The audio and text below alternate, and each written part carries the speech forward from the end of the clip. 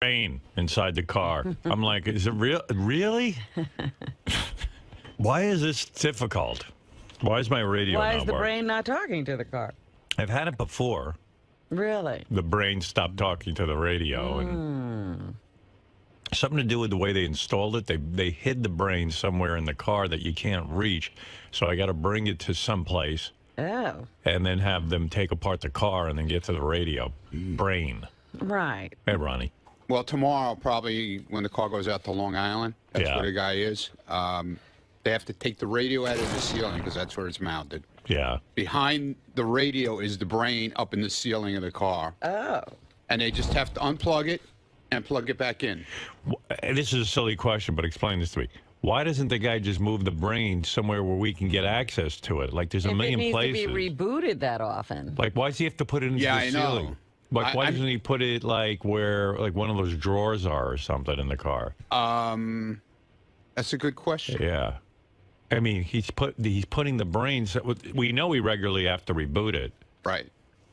Which I don't even understand that about. Yeah, I had it happen yesterday also on the radio in the front, but the brain is behind my seat, so all I do is unplug it, like for 2 seconds, plug it right back in. Can't they put my brain behind your seat? Or can't they put it somewhere? I don't know. I'm gonna ask him. Yeah, ask him if he can move the brain. I'm gonna ask him. It seems silly that we have to be a week without satellite radio. It's crazy, right? Yeah. It's ridiculous. It's like a whole operation. They take the whole car apart just to fix my satellite radio. For 2 seconds. Yeah. It's a 2-second thing. All you do is you unplug it and just plug it right back in.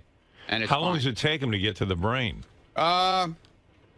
He's got to slide the radio out. Yeah, I don't know. How long could that take? 10 minutes. As long as I got you in here, let me switch topics. Is Scott, the engineer, now officially off the Ronnie's Block Party tour? As far as I know, he quit yesterday. For real. No, for real. Yeah, for real. That's all. Arguing continued? I tried to talk. He had a talk with 𝗛cie on Monday. And that got ugly. And I was when we left here last Wednesday, everything was fine. And then Monday morning, I heard he wanted to have another meeting. Oh, dear. He goes home and gets riled up. And I don't want to have meetings. I want nothing to do with meetings. You want to have some fun. Yeah. Well, I think I might have riled him up by accident. How? Because he came in and I was talking to him about it. I said, well, I was under this understanding when 𝗛cie, Ronnie the limo driver, and Scott the engineer put together the Ronnie Block Party thing. What they did is they sat down in a room and they said, hey, let's go out on tour and we'll split the money 3 ways. You know, whatever's left over, we'll split it 3 ways. So I started thinking about it and I said to Scott, you know, if that was the arrangement, why is it changing all of a sudden? You know, the more money they made, they would make more money as they went along on the road. So if that was the deal, I kind of said it to Scott.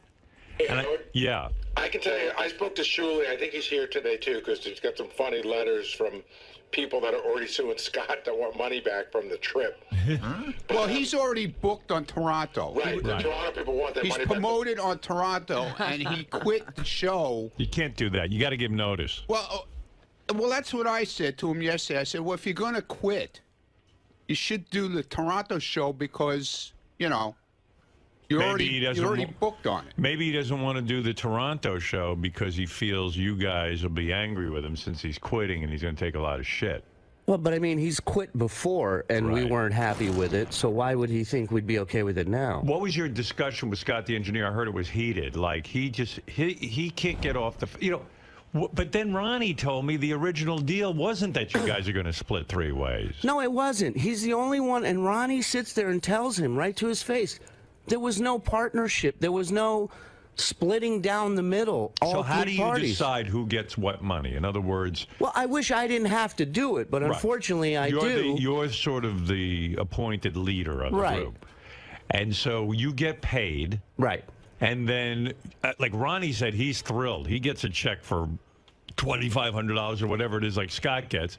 And he didn't even ask any questions. He's like, I can't believe I get to go to Ronnie's block party and make $2,500 for the weekend, which is a lot of money. The only gripe Ronnie's had was he said, I just need to make sure that I'm back Sunday in time to be at work Monday. Right. That's it. That's it. That's the only thing I've gotten from Ronnie this entire tour. Not to mention the 5 other people on the tour, not a peep. Right. Nobody's complaining about a fucking thing. Scott is under the belief that he is the draw with Ronnie. In other words, you guys go out on your own and you draw nothing, according to him, and that they could get any comic to front the show and do the hour show, and then he would pay them. So any 2-bit comic, as he said. 2-bit, right. Right, and he throws shit at me, and then in this meeting, now, when we were on the air last time, I fired him. I had enough.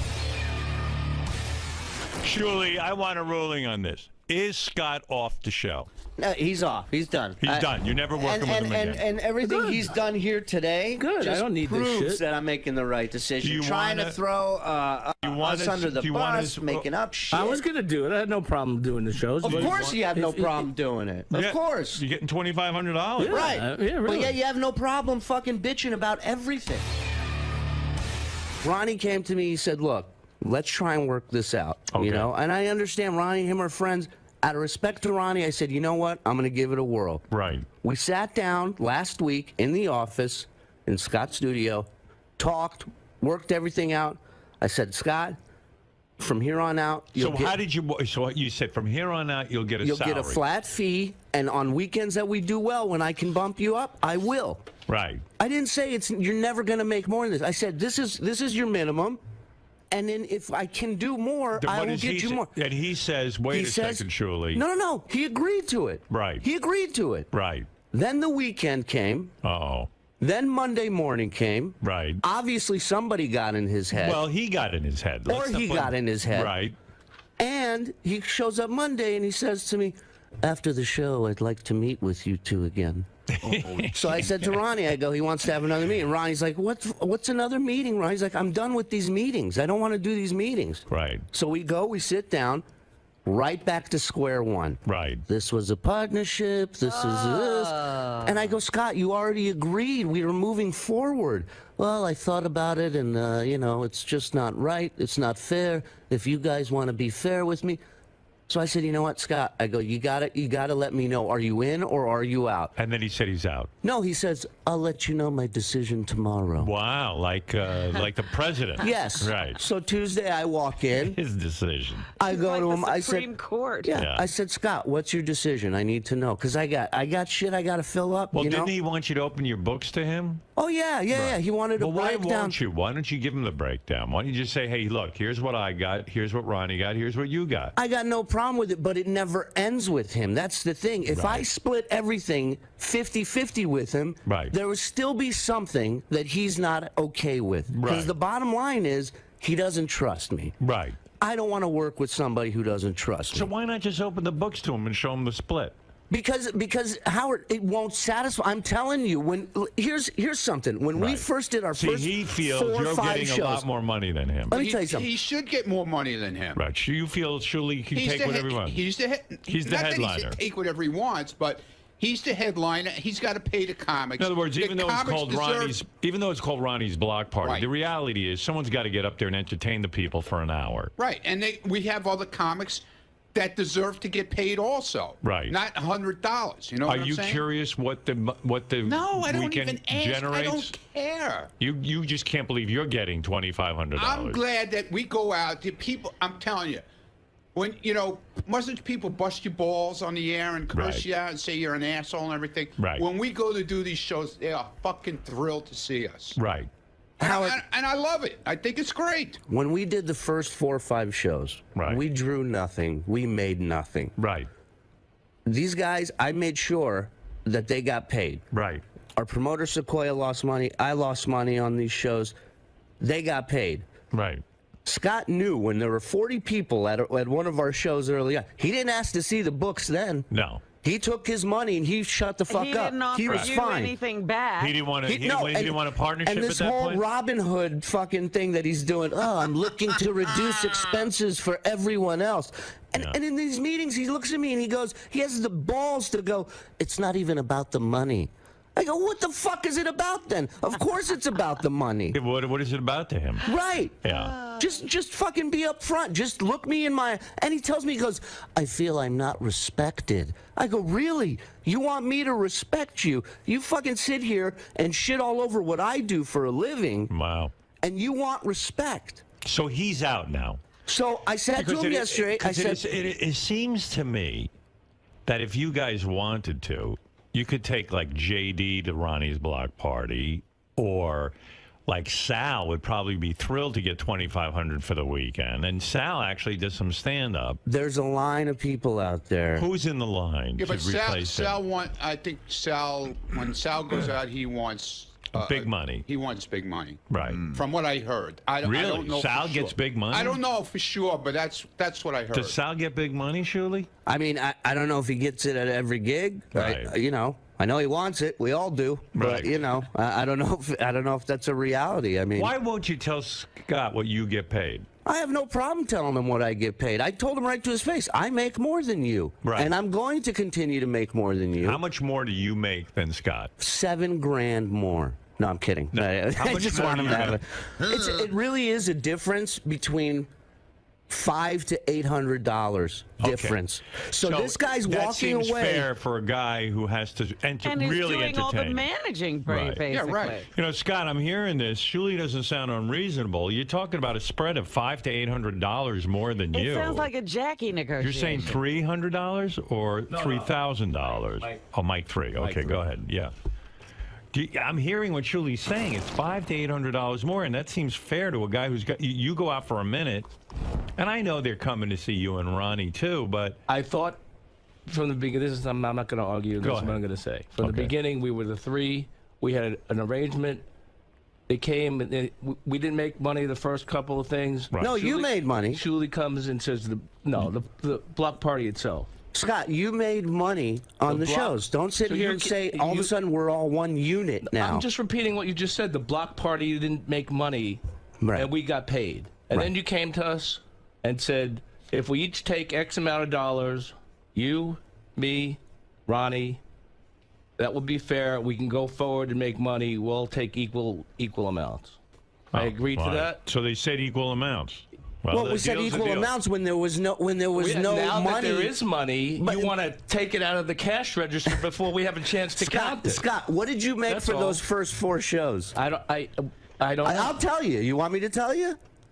$400. No. The first 3 shows we did you not make $800 a show? No, one show. Ronnie, what did we make the first? Oh, one show you made $800, And then, right? and then after that, it was like, we got to take less because nobody's making money. So Yeah, well, nobody was showing up. I know that. I said fine. We all agreed to take the, and then it all of a sudden. So you went from 500 All of a to sudden- 2,500. Well, that was one show, and then it became 4 shows. So don't tell me that I went from this to that. It really didn't change the amount of money I was Let me getting. ask you this, Scott. per In all show. honesty, let me ask you this. Out of all the people on the tour, why is it that you're the only one who has these issues? Why is it nobody else has come Because to me? nobody else Ronnie, made an agreement. Ronnie doesn't give a shit. Apparently, he just. So Ronnie goes made along the with it. agreement, Yeah, but exactly. he just There doesn't was care. never, it was an idea. It was never a partnership. It was an idea. And your idea of a partnership, let me tell you how the partnership got started again. I said, Scott, would you be up for doing something on the road? Yeah. That's how the partnership got started. All right, let me so ask now you, he wants. Did you ever say that we're going to go out and split it 3 ways? I never, ever once said, and Ronnie, if I said it, tell me now. If I ever said we are splitting everything down the middle 3 ways, tell me. Nobody ever said that. We all agreed to take the same amount of money. No, we That didn't. was- No, what- we didn't. Because we always Of said course that. we that's did. No, we that's your didn't. problem. If you did say that, No, my Then- problem is him. My problem is him. I know, Nobody, so nobody. I've just relieved you of a problem. Well, all right, so but, you're out. In other but words, again, you're you've leaving. quit. I don't- Again, you quit. I didn't Now, quit. were you booked to go to Toronto? Yes. Or were you advertising that you were going to Toronto? Whatever they were doing. Well, of course then we were. Then you should do Toronto and exit like a gentleman. But it's too late now, Howard. It's too late. Why I is it had to too late? change the flights. I had because Oh. as of yesterday, I said, "Are you in or are you out? I right. need to know." Right. It's not Well, easy. who are you going to bring with you, JD? JD has stepped in. He's going to fill in, and that's that. And we're doing a rotation. We're going to take whoever wants to come. Who do you have in mind? Like, in other words, let's say it's JD. like Regis. Anybody and everybody. It's like the Regis different show, like Kelly Ripa's in audition. Anybody who wants to go from the show.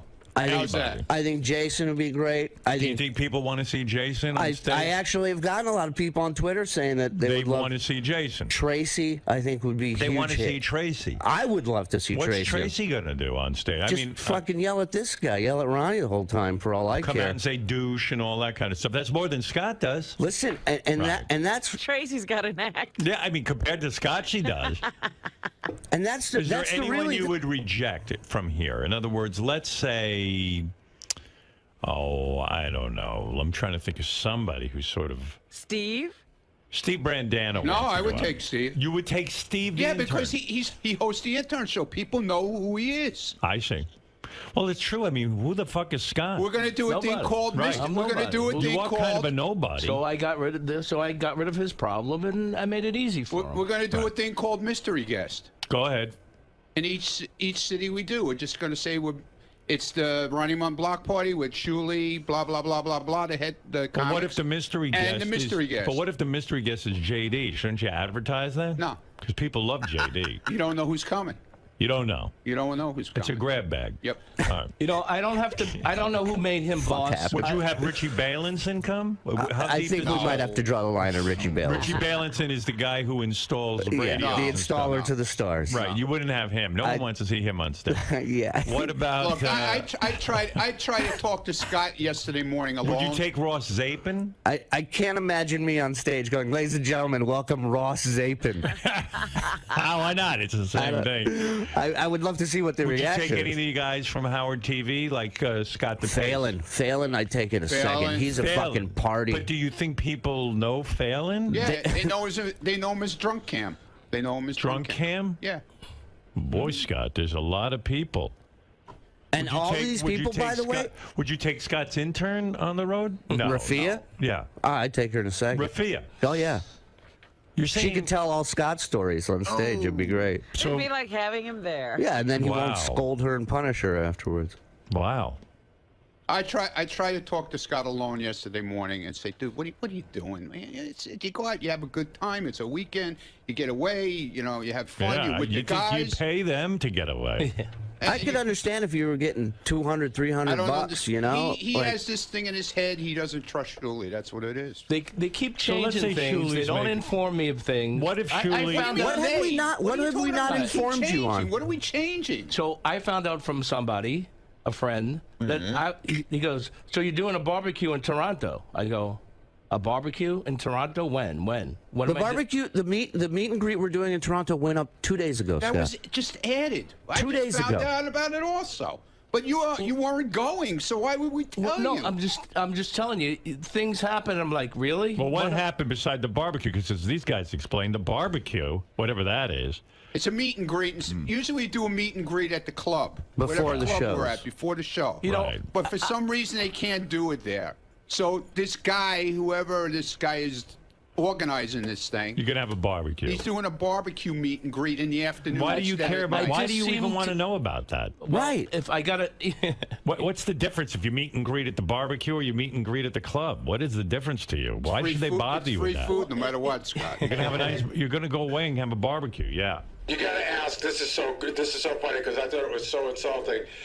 They did offer Scott the opportunity to make extra money in Toronto. Can you explain that, 𝗛cie? Yeah, I had a whole thing said. Scott doesn't even know about this. Yeah, but see, I don't ever know about anything. That's All the right, problem. well, Well, this one I wanted to leave a surprise, Yeah, okay. and it wasn't something that you would be another forced to prank. do. But look, Scott wants more money, Right. so I said, you know what? With all the airplay we've gotten the last couple weeks, maybe people would be interested in trying to dunk Scott in a dunk tank. Right. So I told the guy, look into renting a dunk tank for this meet and greet. Right. Figure, line people up, That's $10 good. a throw. Does he get the Scott people keeps the money? every fucking penny. Right. And You'd probably pay a couple of bucks to. I'd shove him out of the way to get in the fucking dunk tank to make that money. I got a 2-year-old, man. He's still not getting it about the money.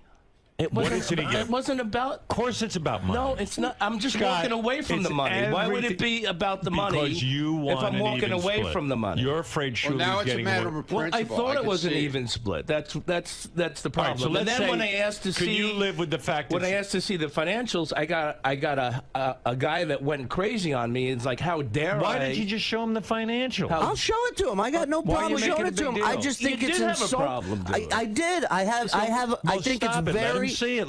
Print it out for him when and he let him look says- it over. when I he think a starts guy yelling who at me- sits there on stage like a fucking lamp on a nightstand, and then gets a fucking fat check at the end of the When weekend, he and starts- then Fact. comes to me and goes, "Oh, I'd like to see the expense report," and I go, "Why?" And then he tries to act Show like it to him. he's doing everything for everybody else. Surely, I got to blame you a little bit in this. Go ahead, that's fine. because Show when him he that- yelled at show me, him, so show it to him, and then be done with it. What do you care if you're not doing anything wrong? Show I'm him- not, and Show it believe to me, him. In other words, I am done with it. Just say here's what we brought in, and here's what we paid out. The guy sits here and talks about he wants respect. He gives none. Right. He doesn't respect do what I. give. You don't respect what I He fucking did do. call you a hack comic. Exactly. You don't respect what I fucking do. And I got news for you. I can go to school and learn what you do. You can never fucking learn what I do. You understand? I can learn There's a what bit. No, I get. A year from now, go up and do fucking an hour. Go up and do 10 minutes And you can get never- laughs without somebody writing something for you. you can learn what I do, but you couldn't do what I do. That's right, because I'm a grateful, appreciative human being. okay. I couldn't do what you do. Yeah, you could. Yeah, you're right. I could. Now that I think about it. Wow. Well, so when he said, "I'm not showing it to you," how dare you ask for the financials? I'm like, well, what are you hiding? That's what made me think Well, they're he got a hiding point. something. He's got a point. Show it to him. He's so full of He's shit. right. It's too late now. First of all, I didn't mean, approach him like that. I said, Scott, I walked in very calmly. I said, Scott, was there a problem with the weekend? Are you not happy with what you got? No, I'm fine with what I got. Okay, well then, why are you asking to see the expense Can I reports? ask you a question? I heard through the grapevine you're trying to organize Scott the Engineer's block party. No, that was a joke. It was like the Black Cloud tour. That was I just. Yeah. Yeah, why don't you organize Scott the Engineer I have block party? No, I have no interest in that. That'd be good. A competing block party. I don't want to do that. Now he has no interest. That Just grab a I few never hack had- comics no. and get it done. I never. Well, I Show can do him that. how it's done. I never had any interest in doing Yeah, my own. I got names of some other 2-bit comics if you want to. Hey, don't you have a whole pack of Thank you. 2-bit comics Oh you hang yeah. around with? Oh yeah. Yeah, go ahead. Sal just ran it. Sal, say what you just said. Howard, Scott already offered Richard and myself the Black Cloud tour. I just said that. I just said that was a joke. That was a joke. That would sound like a joke Yeah, I to knew me. it. I went into those guys and said, "You want to do the Black Cloud tour?" It was just. I don't I know. wasn't. Yeah. But okay, listen, that's Another- good. Sal just said privately in his office it was a joke. Yeah, I went. Oh, please. Get it? Get it? I'm not a comedian. That's See, Part of dude, my you stand-up. can't talk about anything around here without anybody finding out. I'm not a so. comedian, so obviously that wasn't a good joke. Well, anyway, it's the end of. It sucks. It's still a Ronnie's I'm block party, but Yeah. you're upset. No more Scott. Yeah. You like going out with Scott. Yeah, like, he's my friend. Right. Unfortunately, he's leaving.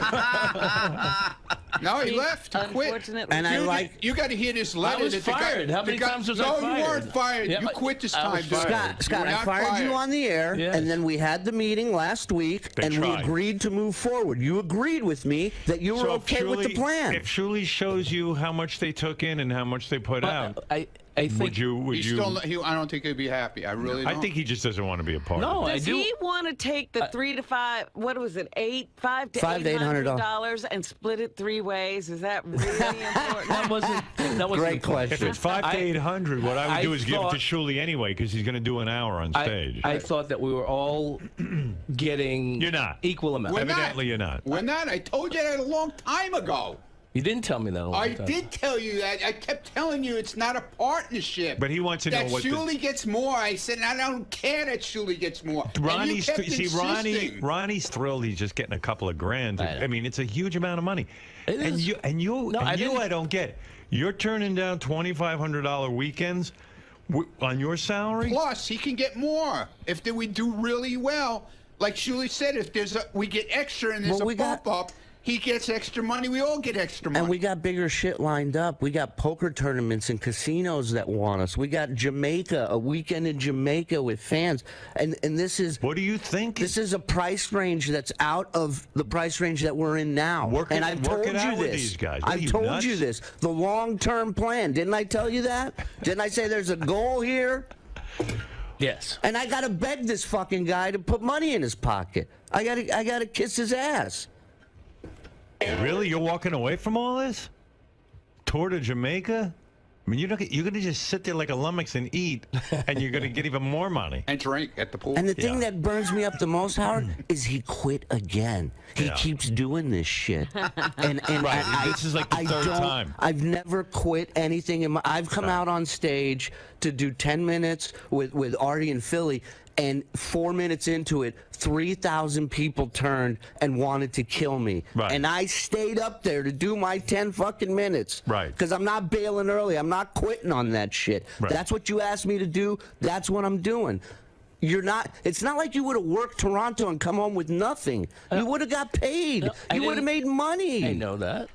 But you just. All right, he's out. He's out. He's out. I had to make changes. He doesn't like Crazy, but he's working out. on the weekends, I think. Yeah, I think that's he has such a good time on the weekends at home they that he can't wants handle to, it. right. The only thing I thought was wrong with the whole thing right now, I Right. know he quit. That's his prerogative to quit. Right. But he was booked on the Toronto tour. He should have said, listen, I'm going to do Toronto because you're on the bill. That's true. And I can't argue with that. I'm done after that. The guy who booked us there is pissed as shit. He sent his letter to 𝗛𝗍𝗿 yesterday. You got to see this thing. That's not right, Scott.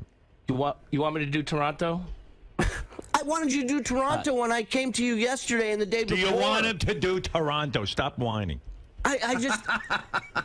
Do you want him to do it or not? I got to find out if they says he's got. willing to I do got it. to find out if they got JD's ticket yet. If they didn't get JD's ticket Because yet, you're driving They Shirley got nuts with JD's your ticket. you They know, got I don't JD's need ticket. this fucking shit, Is man. the guy Surely. in Toronto happy that JD's coming? Yeah, He everybody's is? happy that we're All right, coming. so then forget Scott. I'm fine with it. 𝗛𝗍𝗿, He's they out. did get his ticket because I got an updated itinerary yesterday. Well, there And you go. it says All right, that all right. JD's So then, leaving on Scott, it's too late. He's already gone Okay. crazy doing it. Okay. Well, I just thought that we. But you did the wrong thing there. When you commit to going to Toronto, you go. You go. That you should have done. But if somebody here mentioned a three-way split, then Scott's right. But you could have opened the books to him, showed him what was going on, that you get 500 to 800 more. Maybe he would have been okay with it. Who knows? But all right, he's out he now. wants to split that up, too. Right. All right. All right. Robin, when That's it. there's an Oh, agreement God. that we were. All right, I'm all not right. going to talk to you about this. Scott, I This think is you just- I crazy think and Wait a minute. When I you think- have an agreement, I think and you then cut somebody off- doesn't go by that agreement and just starts. Hey, But why is it out no of one the knows three of about us? that better than I do, Scott. But I'll tell you what. I think you're cutting off your nose to spite your face. And why is it out of the three of us, you're the only one who's aware of this agreement? That's a question because everyone out here is asking. Explain to me, Scott, exactly what the agreement is because you say it was, 𝗛𝗍𝗿 says it wasn't, Ronnie says it wasn't. So I don't understand. I'm trying to figure out what exactly you guys, did you say, let's go on the road together or did you say, let's go on the road together and split everything equally? That's what I'm trying to figure out. we in the beginning, me and Ronnie had a number and we gave it to him. And then after one or two gigs, 𝗛𝗍𝗿 came to us, listen, we're not making money. If we all agree to take the same amount, this X amount of dollars, going forward, we think we can make something work. Right. I said, okay. So at that point, he said, let's all agree to take the same. But now that it's doing better, he wants a little more.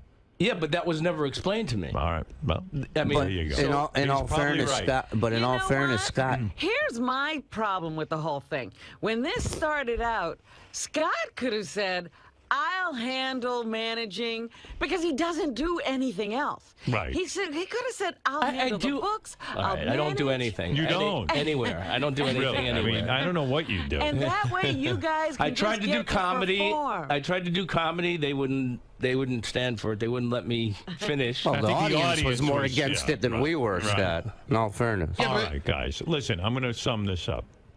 Here it is, Robin. Now you're He'd going to know what the book said if he was doing that. The answer is Ronnie's block party, as we knew it, Is now Ronnie's block party with guests who will accompany these guys. The mystery block party. The mystery block party. Scott the engineer is out. It's a mystery why people are buying tickets to this show. Right.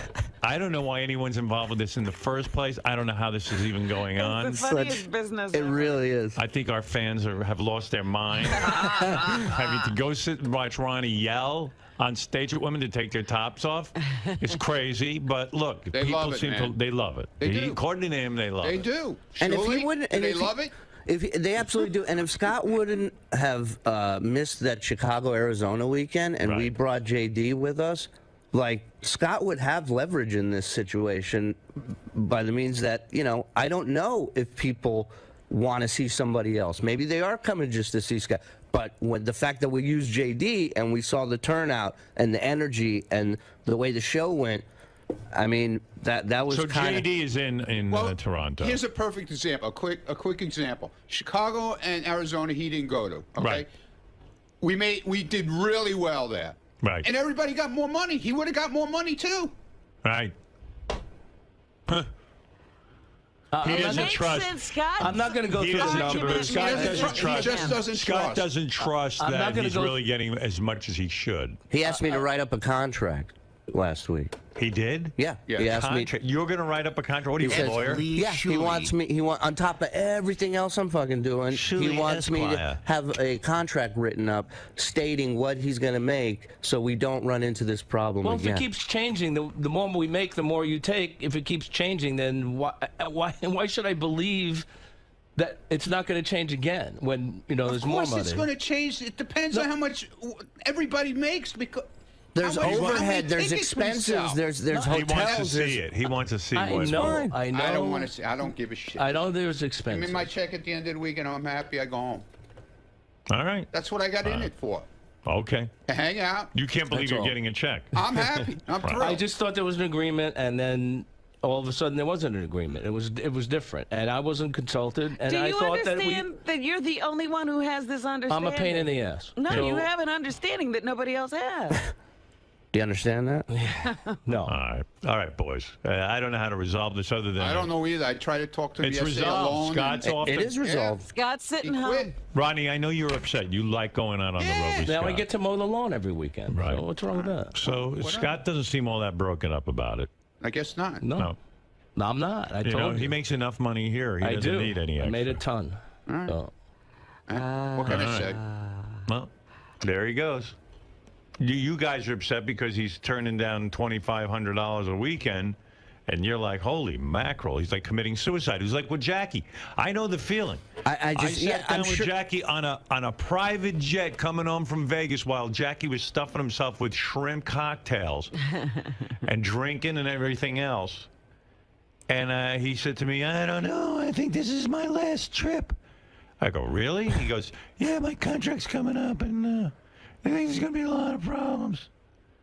And how many times did you think to yourself? And then I went, well, what problem is there? You're making millions. Right, Millions. right. Millions. Right. I go, you have no idea. People in radio don't. Well, you know, we're the Beatles, and I think, you know, I could be doing a lot of other things like punching up scripts. I go, who's going to hire you to punch up a script? Oh, you'll see. You should You've have held me- punched him up. He told me, you held me back. I said, I held you back how? At the Friars Club, they don't want to put me on a roast. I go, why would they do that? They don't like you, so they don't like me. I go, really? And then he Everything, go- and then everything I is go, back to you. Yeah, and then I go, well, and you know what? You're making a lot of money, and you know, I feel like I'm a huge part of that. I go, you are a huge part of that.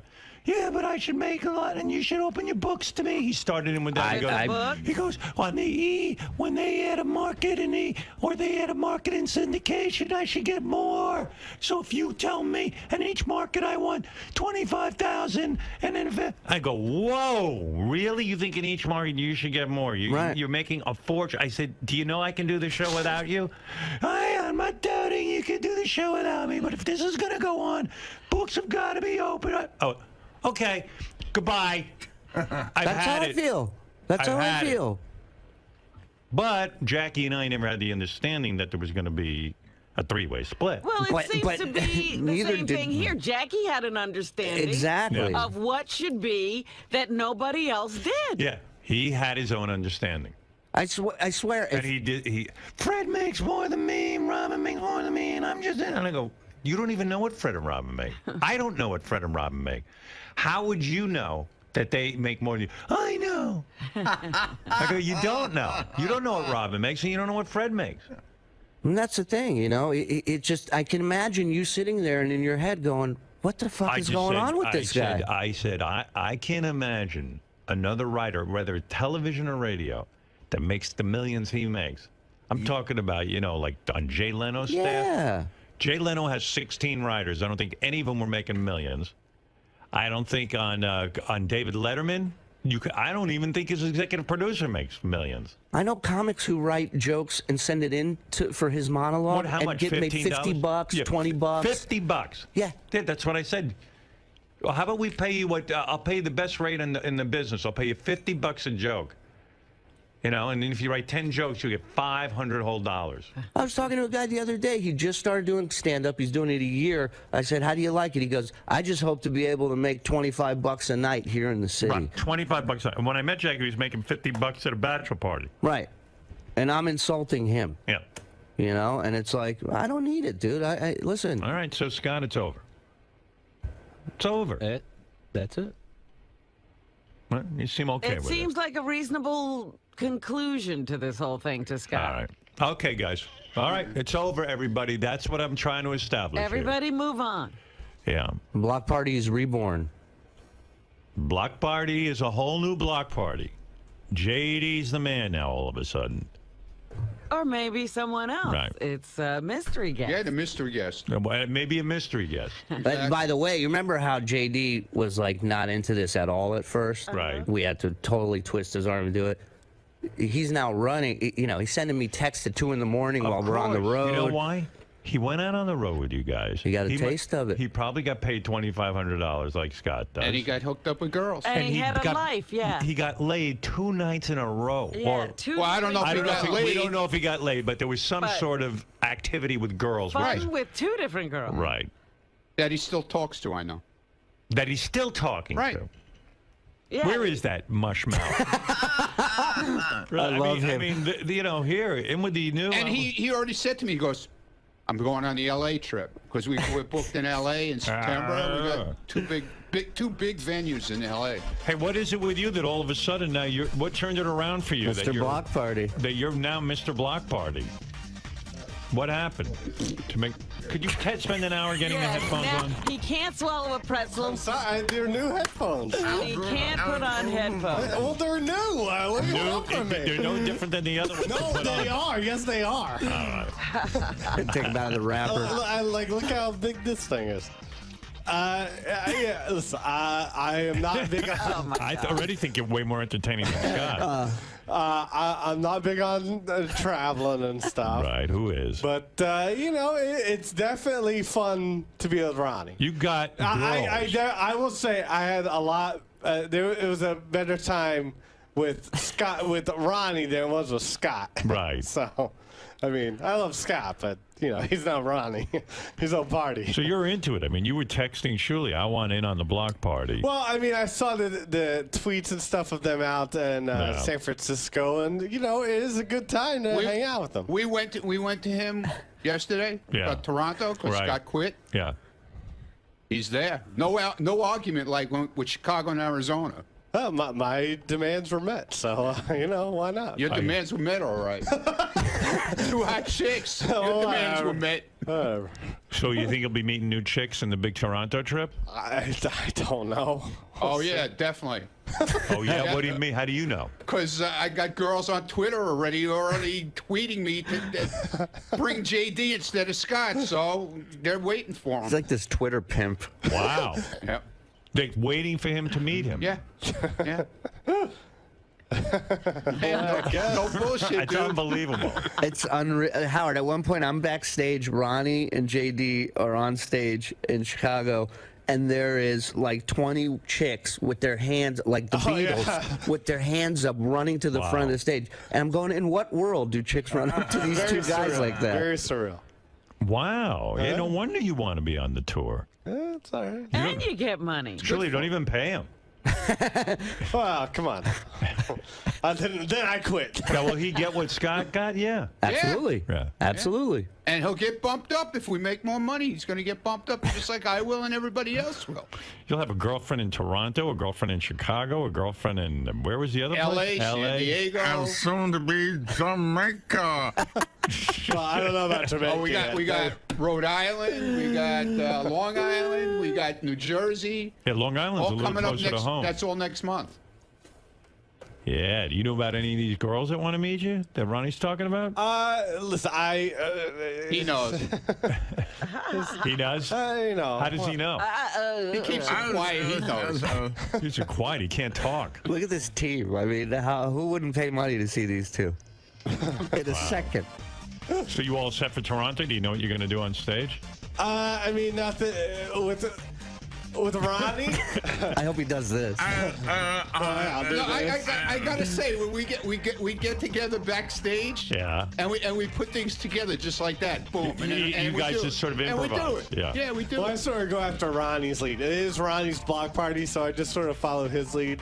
There is sort of one thing that Can you imagine 10 years from now, JD's paying child support in 10 different countries? He's like ODB. that ain't happening. Why don't you eat a pretzel on stage? That was funny yesterday when you eat well, a pretzel. maybe I'll And do then that. talk. You put shit in his mouth and let him talk. Eat a pretzel and read Ronnie's winter poem. Okay, here I am with a bag of chips in my mouth. Okay, These now are his I'm gonna impressions. put my mouth full of watermelon and do Sly Stallone. Wow. It's crazy. All right. Well, good luck, boys, on the road. Well, And thanks, JD, man. good It's luck. all because of you anyway. So. Oh, Yes. there you go. Thank you. Could the Scott mystery guest... considers himself quite a We'll draw. Let me ask you the last Hey, can we question. take you one weekend? No, I'll be the mystery guest. He's the mystery guest. Could And the you mystery too. guest ever be Scott the engineer? Like, would that ever happen, you think? Like, all of a sudden he Yeah. shows up? Why not? Why not? It could be. All right. Wow, that'd be crazy. Can you imagine that now, instead of taking $2,500, He's getting nothing. he's going to sit at home and get nothing. And mow the lawn. And then JD's going to have $2,500 plus Plus girls. chicks. Well, this is a big Jerry Maguire moment. He showed us. He walked out. He grabbed his goldfish. Yeah, well, you know what? He'll That's show right. you. Wait till there's a Scott the Engineer block party. Yeah, I love how everything's a joke when he gets busted for it. Right. You know, I was pranking you guys. He's a Don't you get- comedian. The Yeah. Buck Cloud tour. Yeah, it was just some fun and games. Because Ronnie heard about that he went to Sound Richard Right. and offered that, and Ronnie was not happy about that. Right. No, I felt that. Yeah, he was undermining Yeah, it. really. I thought it was Yeah, really and, wrong. and he I could thought do was it with my you friend, if but I he guess really not. wants to do it. He could do it with you guys. Yeah. All right, guys. Thank you. All right, man. All right, Thank JD. you. Good luck, man. Thank you. How many girls do you have lined up from in Toronto? Like right now? Couple. A couple. Yeah, at least a Two couple. or three. Maybe three. Three. Maybe more. Who knows? You know, you don't know who's. There's a lot. I know It's there's a just lot of been girls showing announced, up in yeah. Toronto. Ever 'Cause since he I'm did getting- well on that ugly app, he's I see him on. No. What's that? Ever since he I did don't well wanna on that talk- ugly I app. won't talk about that. What, the ugly app? He doesn't like that, you know. I won't. I don't even. Ugly bring app that beat out Angry Birds is number I one. know. Whatever. Good Yeah. luck to him. I hope he puts his kid through college. It's great. All right. All By the right, way, boys. Howard, I just want to tell you, last week when I fired Scott on the air, I got an email when I got back to my desk from Grillo.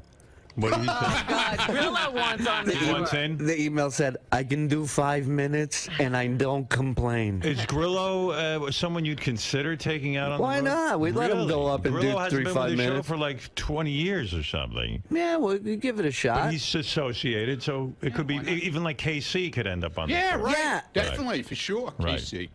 Yeah, Oh, wow. absolutely. Doors wide open, man. It's like a variety show, this thing. King of All Blacks, you're on the air. Yeah, Howard, I think that the money is a distraction. I think that his wife told him that he wants him home on the weekend. And so I don't know. She's got to want money, too. I think she's probably angry about this. I don't know. You know, everyone used to blame, like when my situation with Jackie or something, they blame like Jackie's wife and stuff. But Right. point is, it was Jackie. Right. You know what I mean? Jackie had to have a brain in his head, too. Yeah, well, you got to No figure woman ever told me what to do in business. Yeah, you gotta I figured it figure- out for myself. the Well, final you're not decision's got to be Scott. his, right? Right. Well, at the end of the day, mystery guest? what's that? I'll be a mystery guest. Yeah, we don't have black people on the tour. Sorry. Thanks, King. Wow, that's pretty harsh. Yeah. You don't need the money, man. King of all blacks could be on the tour. Absolutely. He doesn't need the money. He's got I love him. All right, thank you, King. All right, boys, enough of Thanks, this. man. People write me letters. Don't talk about Ronnie's block party. All right. Scott, it's over, Johnny. My name is not Johnny. I'm sorry, it's over, Scotty. Well, I don't know if you got This controversy sort of went out with a whimper. Well, what am I gonna do? Well, did any part of you think, let me just suck it up, it's extra cash, or your principles are just too strong this time? I have strong principles. I'm going on the LA trip. And you just figured that 𝗛𝗲𝗿𝗍's doing some shady things behind the scenes, maybe with that 𝗦𝗁𝗍𝗿𝗍 character as well. And you just there's a huge lack of trust for you. What happened? Listen, I don't know what was going on, but they wouldn't tell me what was going on, so I don't know. So obviously, I don't know what was going on. You know, and when somebody doesn't want to tell you what's going on, then they already put suspicion on themselves. So. They are. Yes, they are. I don't know. I don't think I was asking for a lot. In other words, that could have, well, it all just backfired according to everybody else. But, I mean, you know, if I asked for equal, which I thought I deserved, I thought we all deserved equal, then we could make $10 one weekend. And then I'd be out all that money. That was kind of a gamble on my part as well. So I don't see where I'm doing it for the money. I'm walking away from all that money. So I guess my principles are too strong. Right? Are the Jackie comparisons unfounded? Do you believe that they're accurate? Forget Jackie.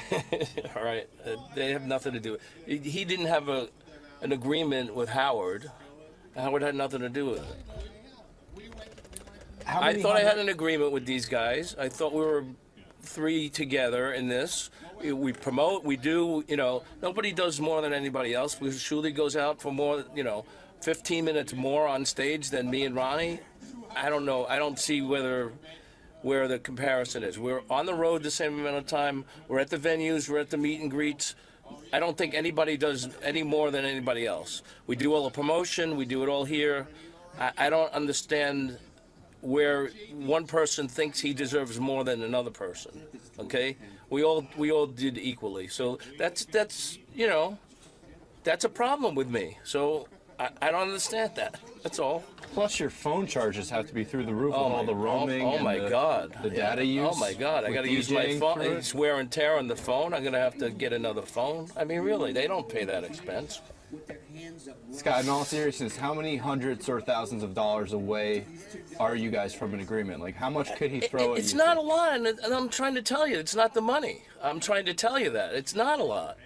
So. It's just the point of me being fair. It's just about being fair. About justice. So I don't think they were being fair, and that's the American way.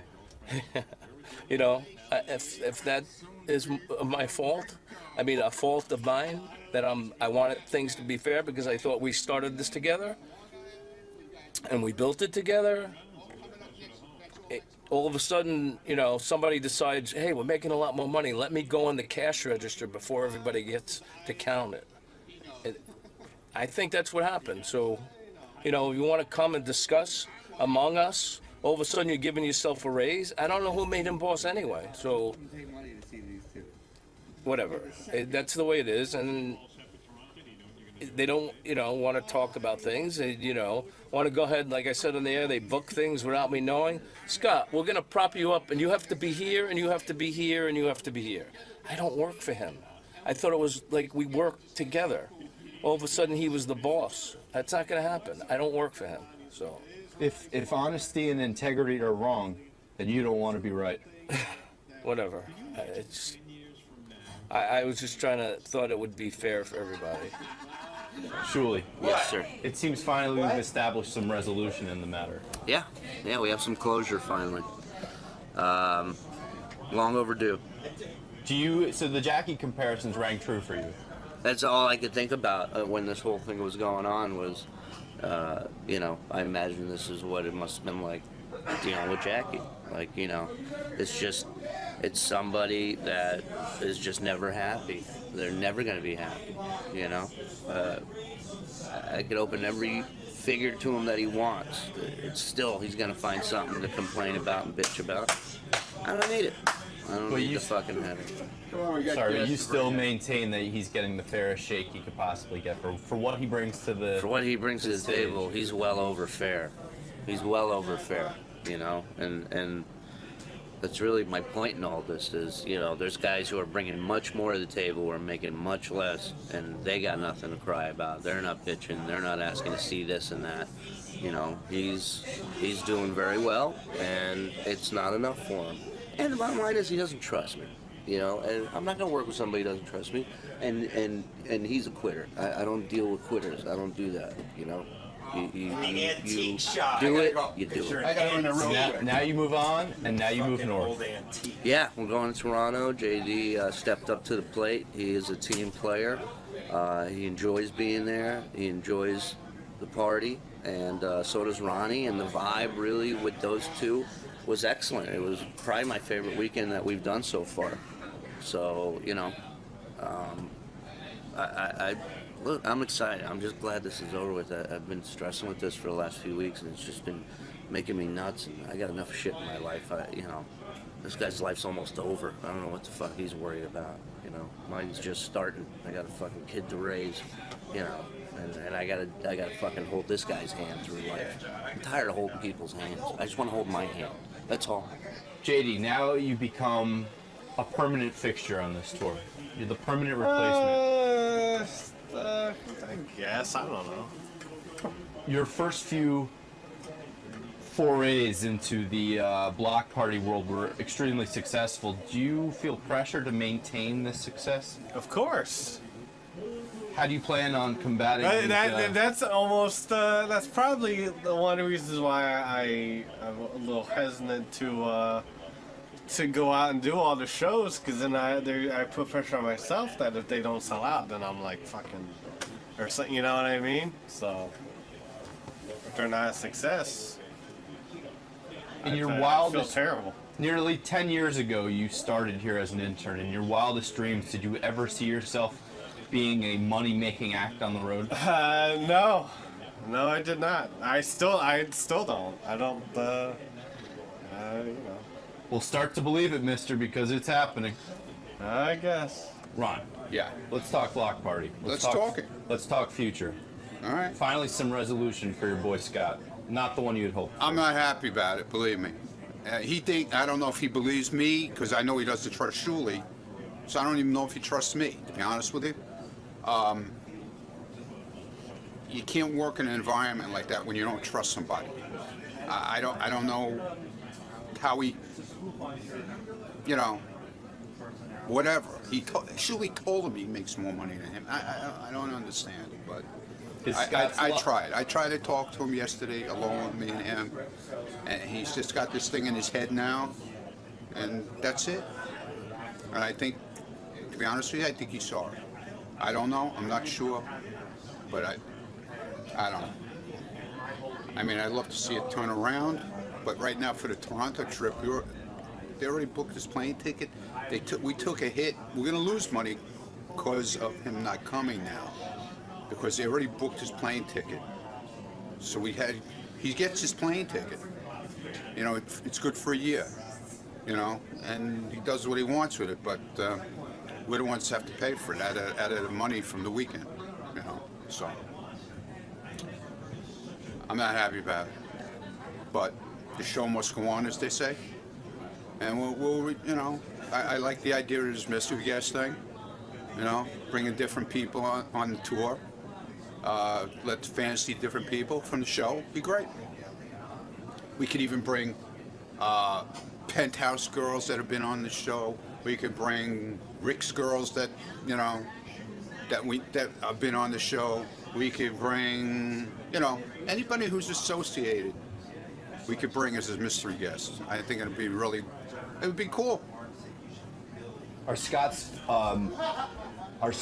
fears and lack of trust justified in your opinion, or is he just being completely over the top? Dude, and I'm being totally honest, if I cared that much, I would be in the same position. asking to see breakdowns and all that shit. I mean, my name is on it, okay? Plain and simple, it's the 𝗦𝗵cie block party. But to me, it's fun. I'm not looking at it as a fucking business like the way he's looking at it. I'm looking at it. You go out on the weekend, and like I'm telling you, you've been to our block parties in the beginning. Even in the beginning, when we weren't selling shit tickets, people still came to see us. They were thrilled, right or wrong. You were there, and they. Rob, the other camp, he goes on our road trips with us. He could tell you, man, people, they love seeing us. They love sitting there. They love taking pictures. They love hanging out. They love having a drink with us. They love the show, even though, you know, sometimes it's a train wreck, but whatever. People love that we come.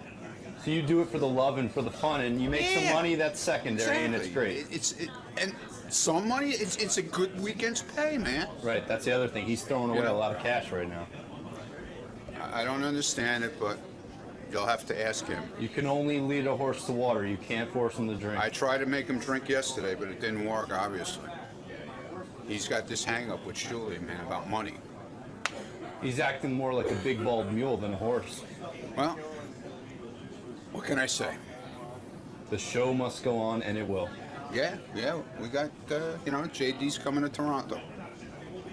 They already booked his plane ticket and canceled it. Well, not.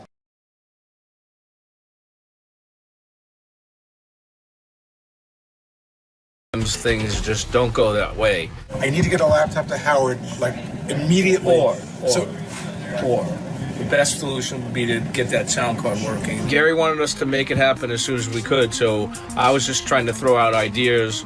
It may have been rude what I was doing, but I was just trying to throw out ideas of this is the way it's got to be done. What's quick, getting the sound card working or getting a laptop?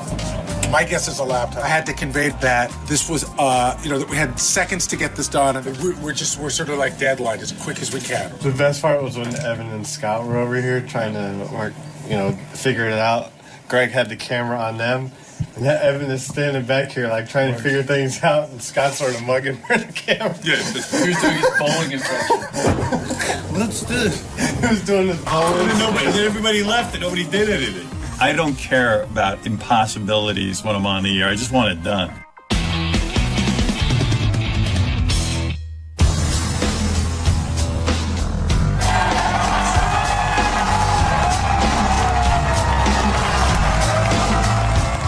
We're going to Jon Stewart, and I'm sick. And I really shouldn't be doing this.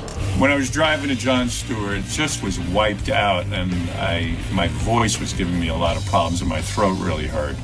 Show goes on. It's showbiz. Howard is gonna superstar tonight, and you can blame me.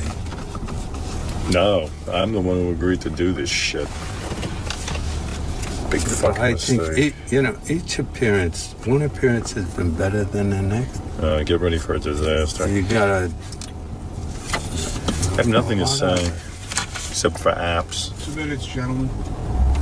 Thank you. We're early.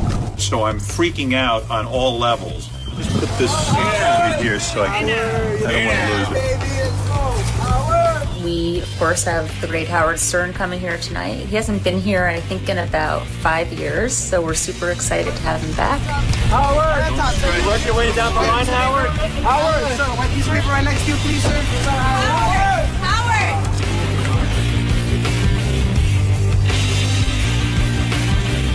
I'm sure once the moment arrives, he's going to be amazing, because he always manages to pull it together. Hey, look.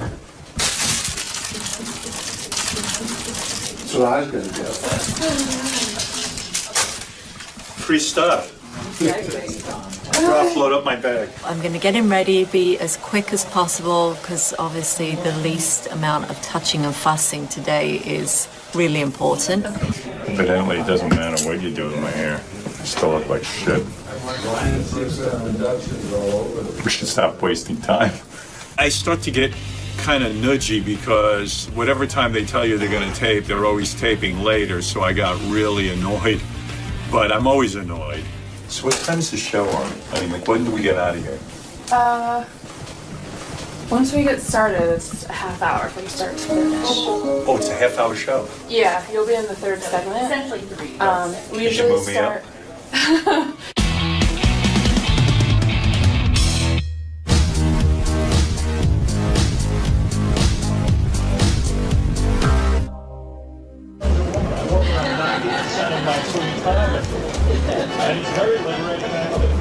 Get grounded, dude.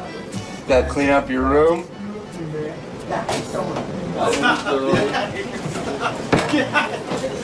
then I take this and put it like that. Oh, shit. Shit. Shit. Just go. Just leave, please. Just leave. I'm trying to help. You're not helping. Please, guys. I don't get my balls busted up about everything else involved with me. Now my office. Just go. Just go. Just go. Come just on, go. I'm just trying to help out. Just go. I just want to help. Just go, please. Thank you. Need the paper. Tracy walking by my office, calling me a slob, hurts a lot. I think it doesn't look any better. I think all that shit back there needs to go. I'm getting to it. You see what happens? Now you're starting shit. Gotta guess the plots to unlock the spot. Check it out now. You know, you want to stay on Tracy's good side for anything and everything. Because once you're on the bad side, you are in trouble, mister. Right. Good evening, ladies and gentlemen. Welcome to the JD Shithouse Incorporated. Look what's going on here. Fucking bullshit. Look at this. Fucking bullshit. Fucking bullshit. Another day of working at the Howard Stern shop. Cleanup time. I had honest high hopes of helping JD. Let's go, let's go. What'd you find back there, Bug? Look how nice this is looking. Get rid of all this shit, too. Hey, I want to keep some of that stuff. I know if I went with a garbage bag and just threw everything out of that pile and threw it right in the garbage, he wouldn't miss a thing. Where'd you find the bug? I don't know. Edwin found it this morning before. Of course. I'm telling you. You get rats back there. You know, I had a desk at NBC. I threw a whole bunch of newspapers in there. Like for a year, I didn't open it. I opened it up. There's 5 baby mice in there. There are mice in these buildings in Manhattan. You have to be very clean. But I would start to be suspicious because those are the areas they look for, where there's tons of clutter. So I wouldn't blame him for the mice, but he would be an accomplice. Get rid of all those coins. Bring them to the bank.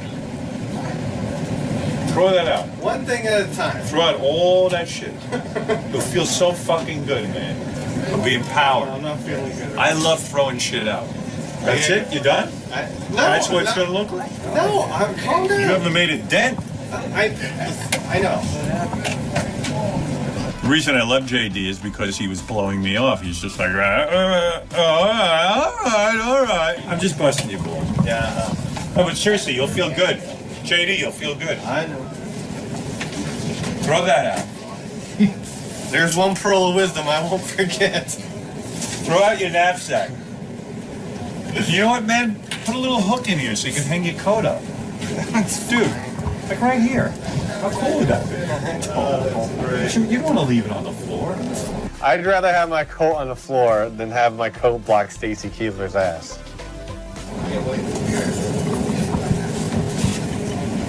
Trying to help you. I know. Look at all this shit, too.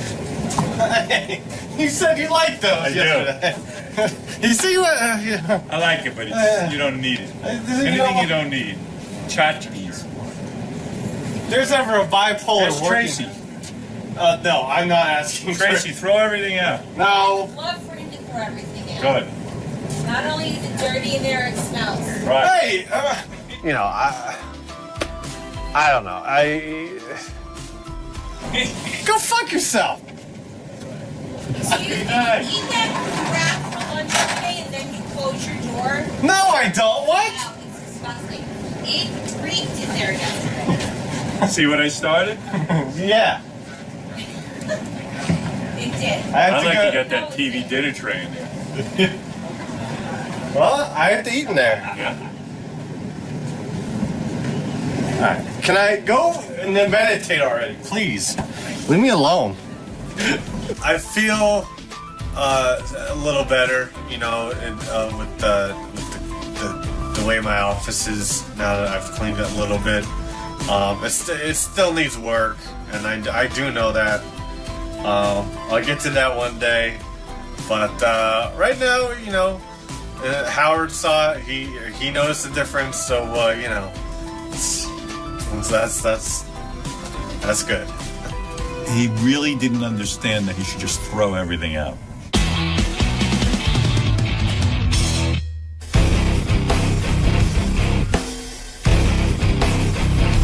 We got to get a laptop. Who has a laptop? Nobody. Nobody had a laptop. Gary luckily had a laptop on his desk. We got to check it in my room first to make sure it works. Well, I just need to make sure Suresh can first get on the internet. Hang on. Scott sort of sirens or alarms go off like, oh my God, I'm going to be pounded again. What did I just do wrong? Nothing? This might have it wrong. Like, did I take the wrong feed? Is that possible? You want to try the other port?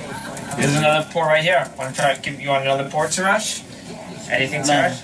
It's not even. There's not even a light. All right. Come in the other green room with me.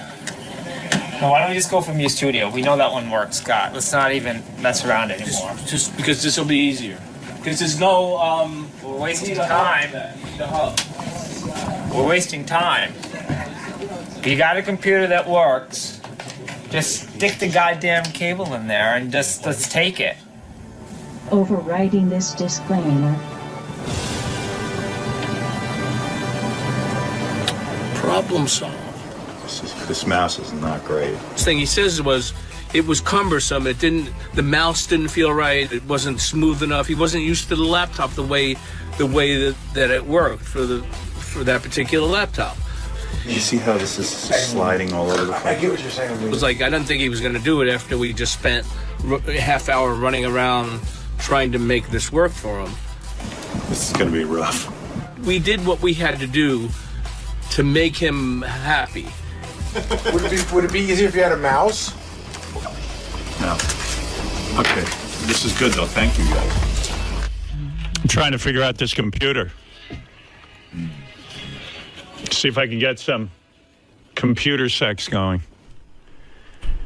Oh, this is tough. All right, here we go. You can't even hit enter and have him say it. What do I have to do? It's hard. This mouse isn't set up right. I'll try it. Give me your hairy balls. Oh, this is yeah, it's tedious. a bust. It's a bust. Come on my face. All right, I give up. Everyone has their own way of fixing issues and problems, whether it's here in the studio or just in life, and that's how they'll always fix them. Mine is just different, and my way is the best way. Obviously, Evan's best way didn't work this time. All right, that's a good thing. Howard said make it happen, and we made it happen. That was the whole story. We made it happen.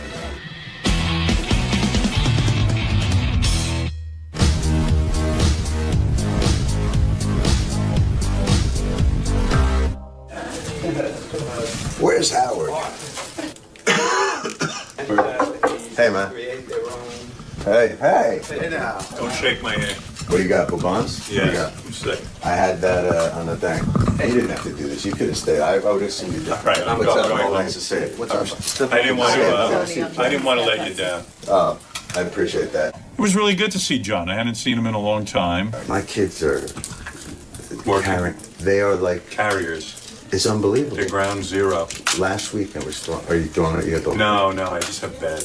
Oh, you got the whole thing. All right, I'm staying away. Yeah. I'm just trying to get over that as it goes along. Well, thank you for coming. I'm sorry that you're not feeling well. It's your fault. We'll make it as painless. I know it's my fault. I've been sick as a dog this whole thing. You look terrible, by the way. I know. You know, Looks better than I do. And the sad part is I'm not even sick. I just look It's terrible. terrible. Yeah, when you're feeling shitty, it's the worst.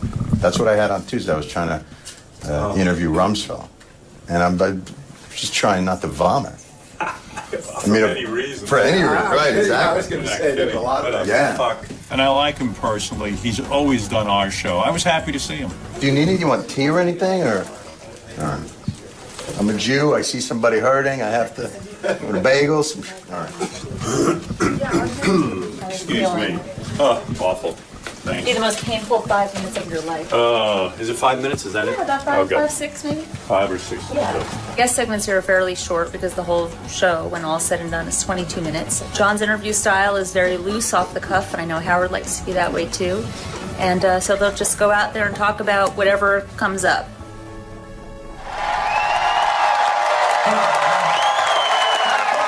What other job in life could someone have where you walk out and people start cheering you? Well, I couldn't have done it without all of you. We are a team. Thank you. What's the dog? That's Quali. Quali? Yeah. It's Justin's dog. How old? Oh, almost 7. Beautiful dog. All right, bye, everyone. I saw high-pitch Eric, and I saw Marianne. Ah. And All your favorites. all my favorites were there. Yeah. I got my bag. Bring my wife a gift. I thought it went well. I was really happy it was short because I really wanted to get home and go to bed.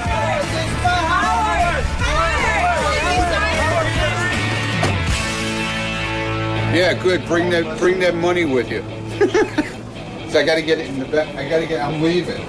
So I gotta get it in the bank. Yeah, I gotta head out too. Friday. Well, Tuesday, actually. Tampa. Right. Tampa. No, Fort Lauderdale. What's that? Yeah. Yeah. No, I hear you. No. What? With her. The other one. With her. The other one. Pay attention to what I'm saying. Kind of, yeah. Meeting some friends down there and shit. They're old. Yeah, you ever touch a guy? What, are you out of your fucking mind? I'm just asking a question. I want to freak out. Yeah, I know. You told me. I told me. Your brother-in-law. Don't bring up my brother-in-law. I don't want that on camera. He's getting married already. All right, I gotta. No, I'll never read it.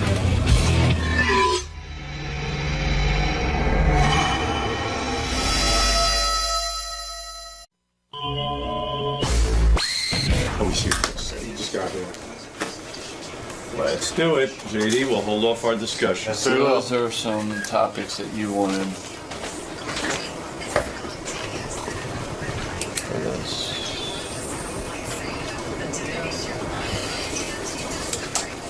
Go ahead. The new book.